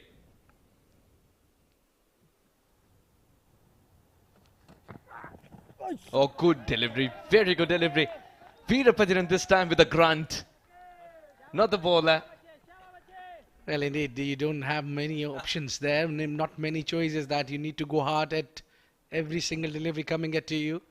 3 deliveries without a boundary now. Satya will be feeling pressure. Very good directed bouncer there. At the center of the wicket. Gets a little bit of an extra bounce. Was enough to beat a batter like Satya. Satya who's looking for one big hit.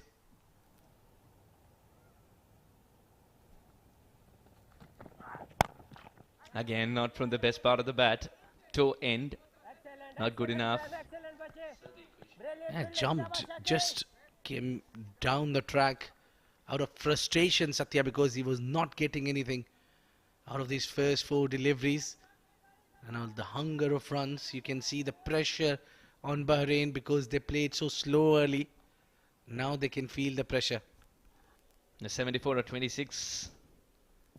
When you need 70 odd runs in the last 4 overs, you need to go big guns. And that's why we were telling you the importance of the middle overs. Only height, no distance, free for all. Anyone can take it, it lands safely.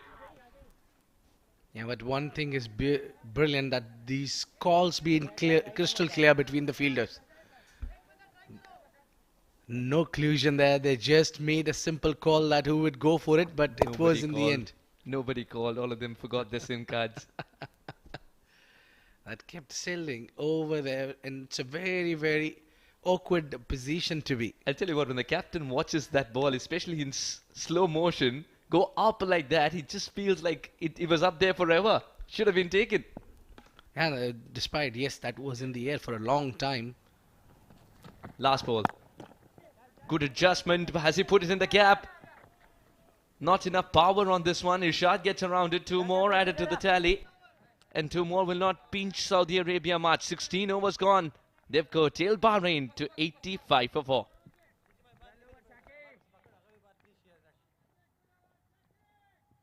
Captain, good going, good going.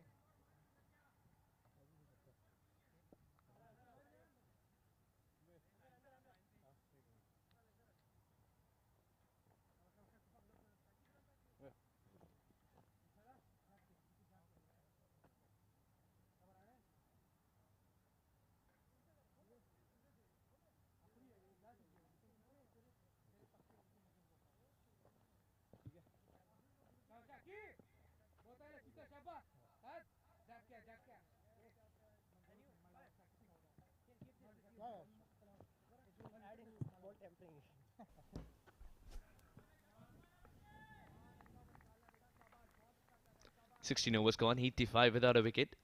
David Sarfaraz Imran, the engine room, contributed 6 to 6, and it's not a good sign at all when you're chasing 156. Sohail was the only batter in the top 4 to get into double figures, and Haider as well left early today. A lot of pressure on Aimer and Veerapatiran to get going here, and they are inheriting a scorecard which is asking them to score runs aplenty. Once again that line. This time he finds the gap. Yeah, they keep on feeding them on the pad by keeping 3 fielders on the onside. It's a risky move to do. These Bahraini batters like to play on the onside a lot. That was a flick on the onside.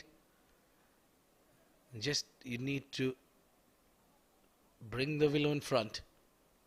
Ahmad bin Nasir playing a 31 of 24. Now he need to extract not only one, but both the batters need to put some runs. They need to play some aggressive cricket here. They need to play some big shots.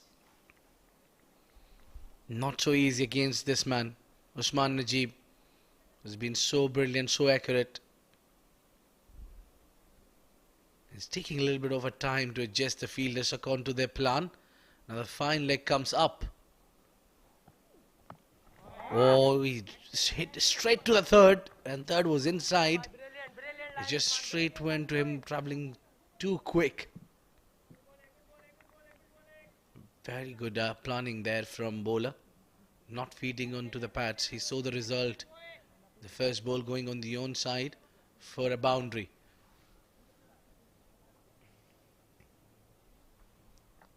A lot being changed in the field there. One comes in, the other goes out. And finally they got the backward point in and they change. They brought Atif. He puts it on the onside. Had a lot of force, but we'll find a man standing on the right position where he's supposed to be. Good planning this is from Usman. This is better. Yeah, much better. 65 of 21. Saudi Arabia have started to believe that if they can curtail boundary balls to just one every over, they can still win this game, and they've set a field accordingly. The lines are suggesting that let them swivel, that's not a problem. No, that's a wonderful channel as well.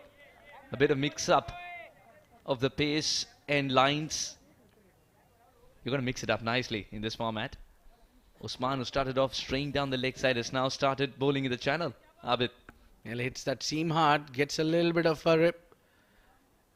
Little bit of an awkward bounce, and the ball goes away from the right hander. It's a kind of a risky shot to chase that one, Ahmad bin Nasir, but now back on his mind it will be runs rather than losing his wicket. He wants to put the impact, and he's a very impactful player, Ahmad bin Nasir, but today he's left the gloves as well and is not looking so great in terms of fitness. We saw him limping down there as well, but he's a fighter, I tell you. Delivers it full and he hits it on the onside. The full toss has been not used as Bahrain would like. For a team which has a batting power like Bahrain, to be curtailed to 92 for 4 in 17 almost, with the required rate soaring high, you got to give it to Saudi Arabia. The bowlers have been excellent. The plans have been executed. The way they tied the opposition up in the first 6 overs with minimum restrictions in the deep, that is worth writing a book on today. And this is their final game in this tournament. Veerapatiran had to go for the big shot. This time it will be taken. Hisham diving forward. He makes no mistake. And Bahrain have lost their 5th as well for 92 on the board. 64 of the last 3 overs required. Well, all I can say, Saudi Arabia is a quick learner. Few games there and they are flawless, unstoppable. Look at that. Nicely coming underneath it, well judged under the lights and taking the catch. And the story continues. Usman picking up wicket in last ball. 92 for 5, Satya departs.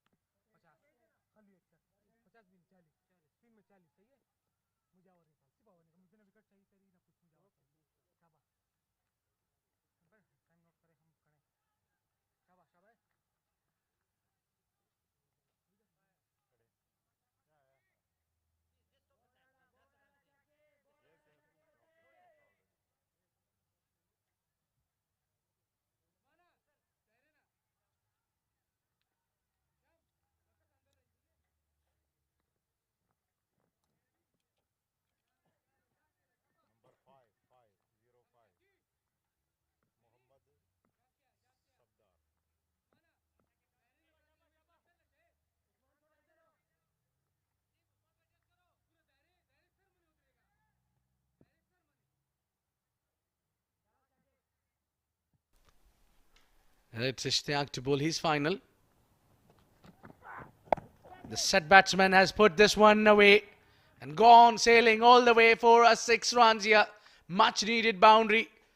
The 2 wicket keepers now at the centre, and a very good confident looking shot.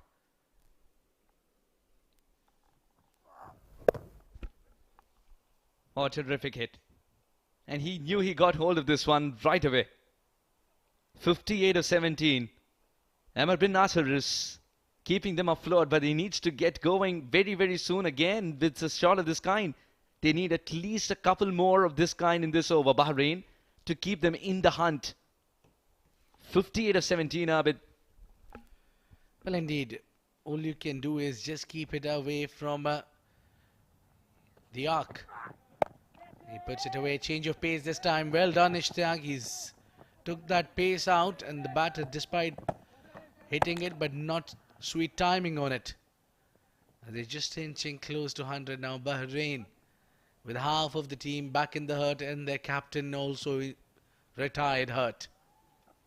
It's Safdar Mohammed who's come in, walked in today. He had the gloves in his hand because Amar bin Nasser was not doing the wicket-keeping job. And by doing that, so making into 11 as well, and also he'll get a chance to get himself express, and also he might get the team what the team is looking from him. First ball onto the pads, flicked it on the onside. He'll call for 2, but Amar bin Nasser is not entrusted for the second. He wants to take things on his own way. 100 comes up for Bahrain with 5 wickets down, and all eyes are set on Amar bin Nasser, and of course the captain of Saudi Arabia, what he thinks, what he plans. Now this 2.5 overs are so important in the context of the game. We might have the game we are looking. We had already a lot of close encounters. This can be another one. Goes big, goes high, catch it is the cry. Fielder settling underneath it and drop. That has been the story here all day. The final moment, just could not hold on to it, and the ball kisses the surface. You can see the reaction of the captain. Now he wanted that catch to be taken. He knows that he's on top here. His team's on top. Abdul Wahid knows that, but still wants that catch to be taken because he wants to send a statement to the opposition. This should have been taken for sure. It's as simple as a catch can get as well. 54 of 14. Game still in the bag of Saudi Arabia. Ahmed bin Nasser needs to bat out of his skin to win this one for Bahrain. Hundreds come up for Bahrain though, but it's been a struggle to get there. Where is he looking now? Inside out. If he can go over extra cover, is guaranteed a boundary. It's a cross-seam delivery coming up. Poor line. Good collect though.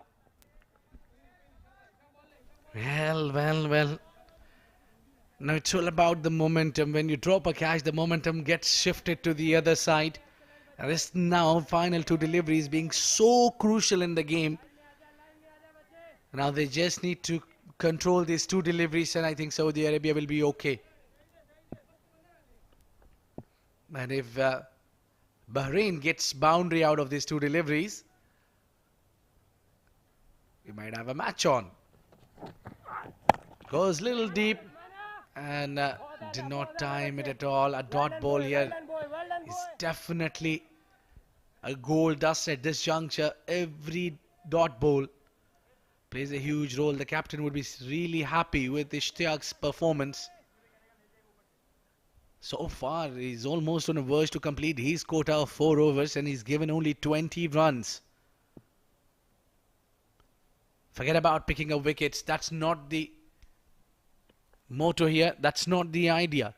The idea is to restrict and contain runs. Final delivery. On the onside, flicked it. Fielder is there and he'll miss it. The ball goes for a boundary and a very casual effort in the deep by Atifur Rahman. Captain looks in concern. 107 for 5 at the end of 18, Bahrain.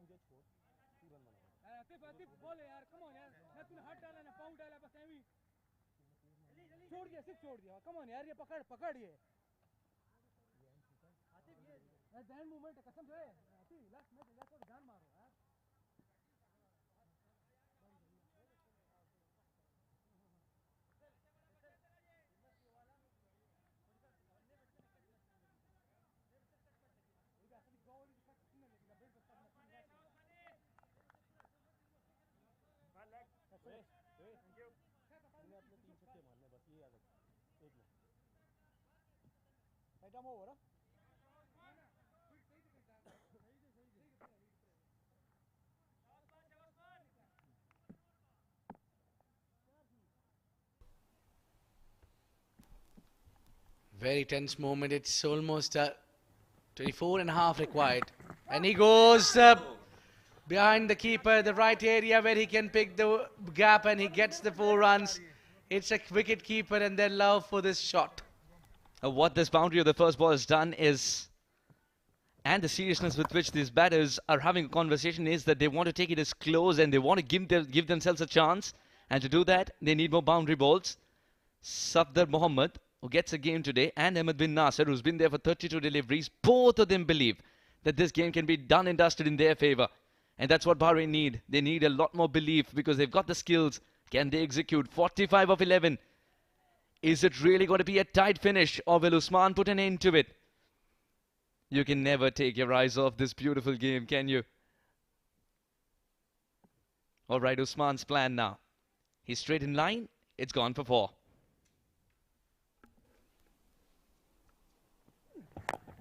Hits it on the onside, but could not get it. He'll found a gap. Oh, that was close, but the batter has overran a bit. Yeah, that's what he says from behind the stump. Brilliant line, brilliant line.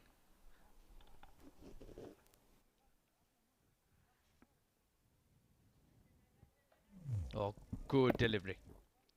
And I think he had made his mind up that he wants to go for that swivel as well. Didn't wait for him to get into a good shape to play that shot, even though Usman completely missed it. In fact, had you put 3 more sets of stumps, he still would have.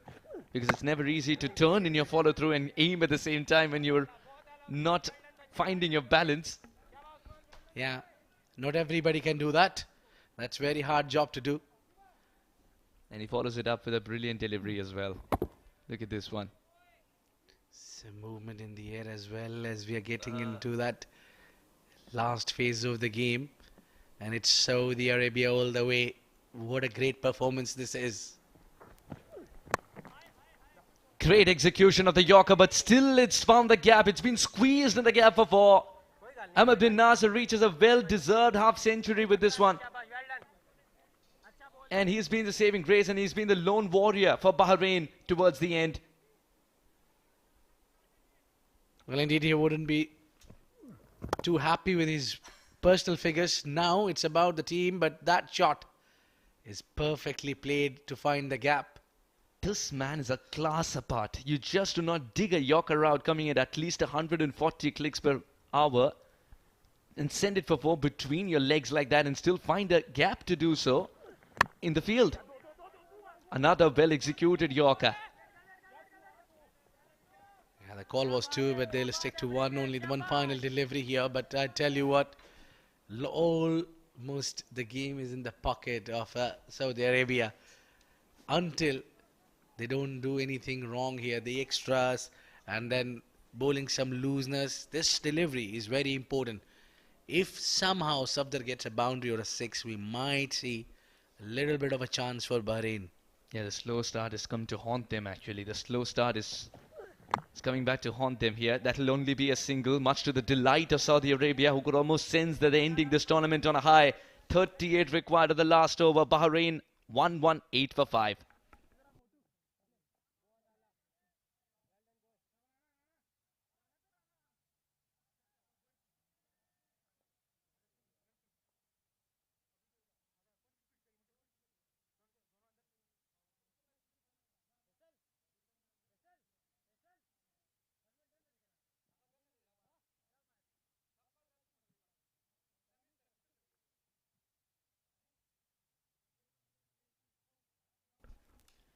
The Desert Cup T20I series, you're enjoying this wonderful tournament on Sportseye, Fancoda, Tarangi, Ullu, Ultra, Willow, Geo Super and Geo. It's an ITW, Prodigy and TPT 360 production. And we're enjoying every bit of bringing it to you as well. 38 required of 6 balls. And Atif, the Yorker machine, has the ball in hand. He might go for the slower deliveries as well if he's looking for wickets here. Because he knows the batter is going to swing with all his might. Safdar on strike. Oh, he played with two minds there. First he wanted to go behind the keeper and then he made a change in plan. He wanted to go towards the third. In the end, neither he is getting any. Yeah, he wanted to play 3 shots within a span of 3 seconds. It's very difficult as soon as he saw Atif's not providing the pace that he's known for in the round, in the circles. But 38 of 5, this game's virtually slipped out of Bahrain. 5 legal deliveries in Saudi Arabia will walk away with a win here.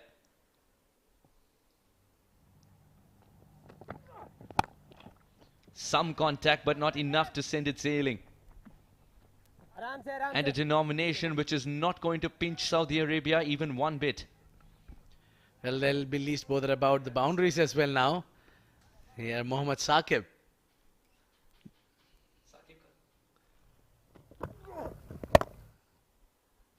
Yeah, there you go. It's away from Faisal, but there.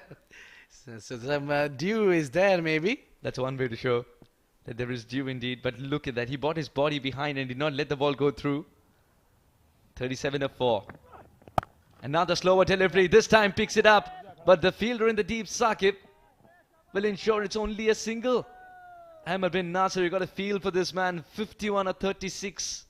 He's done everything that he can, but needed an extra pair of hands at the other side to stick around with him for a long time to tame this equation, which has fallen into the pockets of Saudi Arabia. This is what is coming up next. It's the grand finale of Mazaplay.net presents Desert Cup T20I series. Oman are taking on Canada.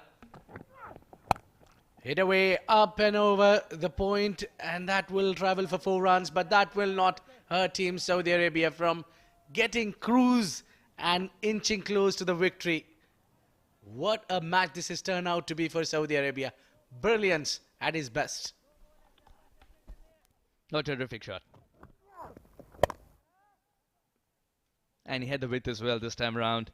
But the cushion is so big for Saudi Arabia, they don't mind this. 33 of 2. Saudi Arabia realized that Bahrain curtailed to 1, 2, 3 for 5 in 19.4 means they're walking away with a win.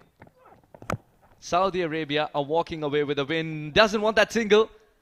And the fielder doesn't want to throw at the non-striker's end either. Both these teams have entered a non-aggression pact for the last 2 balls. Well, maybe the final delivery will not affect in any result, but a little bit of a frustration, he can take it out on the final delivery. That's why he did not rain on it.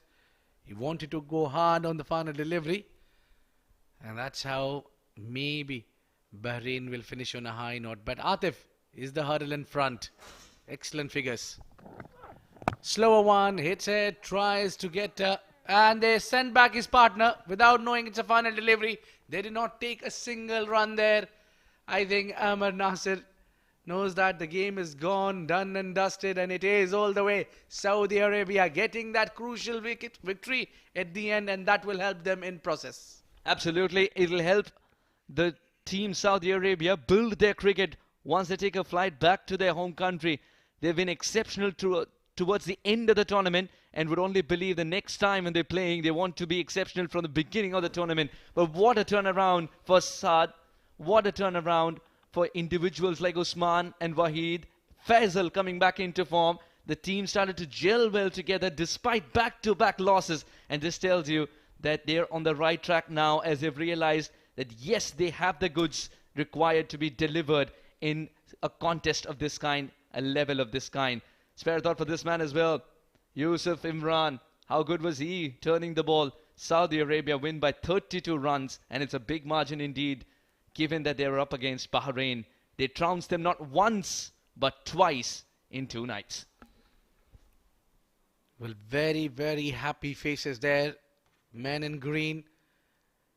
They are the odds today. We thought they were down and out throughout the tournament, but who would have thought they'll finish at number 3?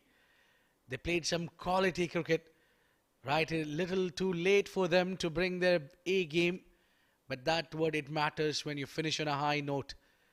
This team will be glad with their efforts. In the end, they ended up at being number 3. That's an achievement for them, let me tell you. That's how the batters has responded to 156 that was posted by Saudi Arabia. Not a convincing start here, sluttering again. Similarly, what Saudi Arabia had at the start, but it was one man all the way who stood there and kept on trying and trying. Satya gave him a good pair of hands, scored 19 runs, but not enough for the day. It was Ahmad bin Nasir all the way. Scored 55, 30 of 39 deliveries, remained unbeaten, but not enough on the day to finish on 3rd. Yeah, 1, 2, 3 for 6 is all that Bahrain were able to manage, owing to a very slow start. You could sense it from what you see up there. Yeah, Atifur Rahman in his 4 overs. Well, if you want to deliver a spell of this kind, you need Atifur Rahman only. He knew and got the measure of every single batter. 4 overs, 1 maiden, 14 runs without a wicket, unreal economy of 3.5. It is still T20 cricket, mind you. Zainul Abidin in his 4 picked up a wicket and gave away just 19. Hisham was good too in his quota of 4 as he picked up 2, and so did Usman Najib in his quota of 4. Wickets at regular intervals and very tight lines meant that it was too much to do for Bahrain to try and go for 156. The mission failed today as they only managed 123. Well, the highlights package is there. Not a convincing start right till the end. They had a miscued shots. Those 2 wickets going down early, and the runs was not coming when Matthias David tried to get some runs. He failed on that occasion. Those 4 wickets going and captain getting retired hurt, but one man trying all his every bit, but slight bit of luck was not on their way or not in their favor, and it was all the way in the end Saudi Arabia. Yeah, I think they were better in terms of skill. They were so skilled that they bowled in the right areas as well. The death bowling was okay. And even when they faltered towards the death, they had enough of a cushion to seal the deal. This was one of the best shots that we saw today. That not only got his half century, actually. That was a brilliant shot in the end, because he was able to squeeze it in the gap. Ahmad bin Nasir was standing tall. But in the end, it was Saudi Arabia who picked up a win, and this is how. Saudi Arabia 155 for 8 after being asked to bat first. And Saad Khan 69 of 54, top scoring. The left-hander coming good. And the big game in their eyes. Hasib Ghafoor's 28 features in there as well, and captain also does the same. Imran 4 for 24 would be talked about for a long time, as Imran's picking up a good habit of picking up 4 wickets every time he turns up. Mohammad Rizwan's 2, Satya's 2 helped the cause, but with a bat in hand is where Bahrain faltered. 55 without much support. Ahmad bin Nasir, there's only so much that batter can do. Veerabhadran chipped in with his 19, Sohail Ahmed's 13, but not good enough. Mohammad Hisham 2, Usman 2 wickets, and Zainul Abidin exceptional as always. Saudi Arabia win by 32 runs. Let's go down to Shoaib Ahmed to find out who the player of the match is. Good evening and welcome to the post-match presentation for the third place position that was played between Saudi Arabia and Bahrain. Well, Saudi Arabia, they have just peaked at the right time in the tournament, getting those two back-to-back wins, and that will do a world of good for their performance, not only in this tournament but also in the future. Bahrain, on the other hand, started off really well in the tournament but just lagged behind in those two important matches, and that is the reason why they are now at the bottom of the table. Overall, I think it was a good all-round performance from both the sides. One team that looked really good all throughout and just grew in stature was Saudi Arabia, who also won this game comfortably in the end by 32 runs. Now it's time for us to talk to both the captains of both the sides one last time in the tournament. And let's start with the captain. In fact, it's the vice captain of Bahrain, David Keelan Matthias. David, can we have you here, please, for a quick chat? David, overall, I think it was a good tournament for Bahrain. They started off really well, but just faltered when it mattered the most. Tell us your reading of your journey in the tournament. Yeah, I thought we played some good cricket in the beginning of the tournament. We beat some good sides and we did really well. I think yesterday we had a great chance to qualify. Something sort of went wrong. 5 overs we batted badly, and then from there we have not really recovered from there yesterday and today. I think that's probably the most I can say. Yes, I think overall a mixed bag of performance. But tell us something that was positive out of the tournament. What do you think was the real positive that you would take from this tournament? I think positives were we bowled well. A couple of matches we bowled really well in the power play. We bowled well up front. Sohail batted really well throughout the tournament, we sort of gelled together. Our catching was much better than the last tournament. So yeah, there are a lot of positives to take, and the fact that we almost qualified yesterday is a big positive for us. So I think we'll take some positives and we'll definitely learn from whatever mistakes we made. You've thoroughly entertained us, and all the best for the future matches as well. Yeah, thank you. That was the vice captain, David Keelan Matthias, for Bahrain. Now it's time to talk to the winning captain of Team Saudi Arabia. It's Abdul Wahid Abdul Ghaffar. Abdul Wahid, you kept your promise. You said that you're going to improve and you're going to win matches, and that is exactly what you did. Yeah, definitely. First of all, I would like to congratulations to all Saudi Arabia team and committee members, and definitely it's all about our mistakes and the boys, the players. They have learned their mistakes and they have worked on it. So that's why, alhamdulillah, in last 2 matches we have the result is in front of you. Yes, overall we've enjoyed your performance. I'm sure you must have enjoyed this one as well. Tell us, how important was this tournament for you as a team? Definitely, this as we all know, and I have mentioned this several times, that our 70% team are new members, new faces, and they have got a very good exposure from this tournament, and which will help them in the future tournaments. And we have got some good talent and some new things, learn a couple of things from this tournament. So it will help us and help for us in the future as well. All the best, and we thoroughly enjoyed your performance. All the best, and we hope that you continue that positive upward trend. Thank you so much. And at the end, I would like to mention our core and conditioning trainer, Muhammad Ali, and he have worked really hard. And the reason why we are fit in the ground and throughout the tournament, and it's a very tough condition. So I would like to mention his name, and thanks to him for his work. He have worked really fantastic throughout the tournament. Thank you. You're welcome. All the best. Thank you so much. That was the winning captain of this game for Saudi Arabia, Abdul Wahid Abdul Ghaffar. Now it's time to announce the player of the match. 2 for 2 is what the score read for Saudi Arabia, and then from there to reach to 155. There was an instrumental performance coming in from just one man. He, of course, is the player of the match. It is none other than Saad Khan, 69 of 54. And to give that award, I'd like to first invite the match referee, Mr. Jeevan Amanna, who has the player of the match memento, and this goes to Saad Khan. 69 of 54, brilliant performance under pressure, and an important game for Saudi Arabia. Saad, congratulations.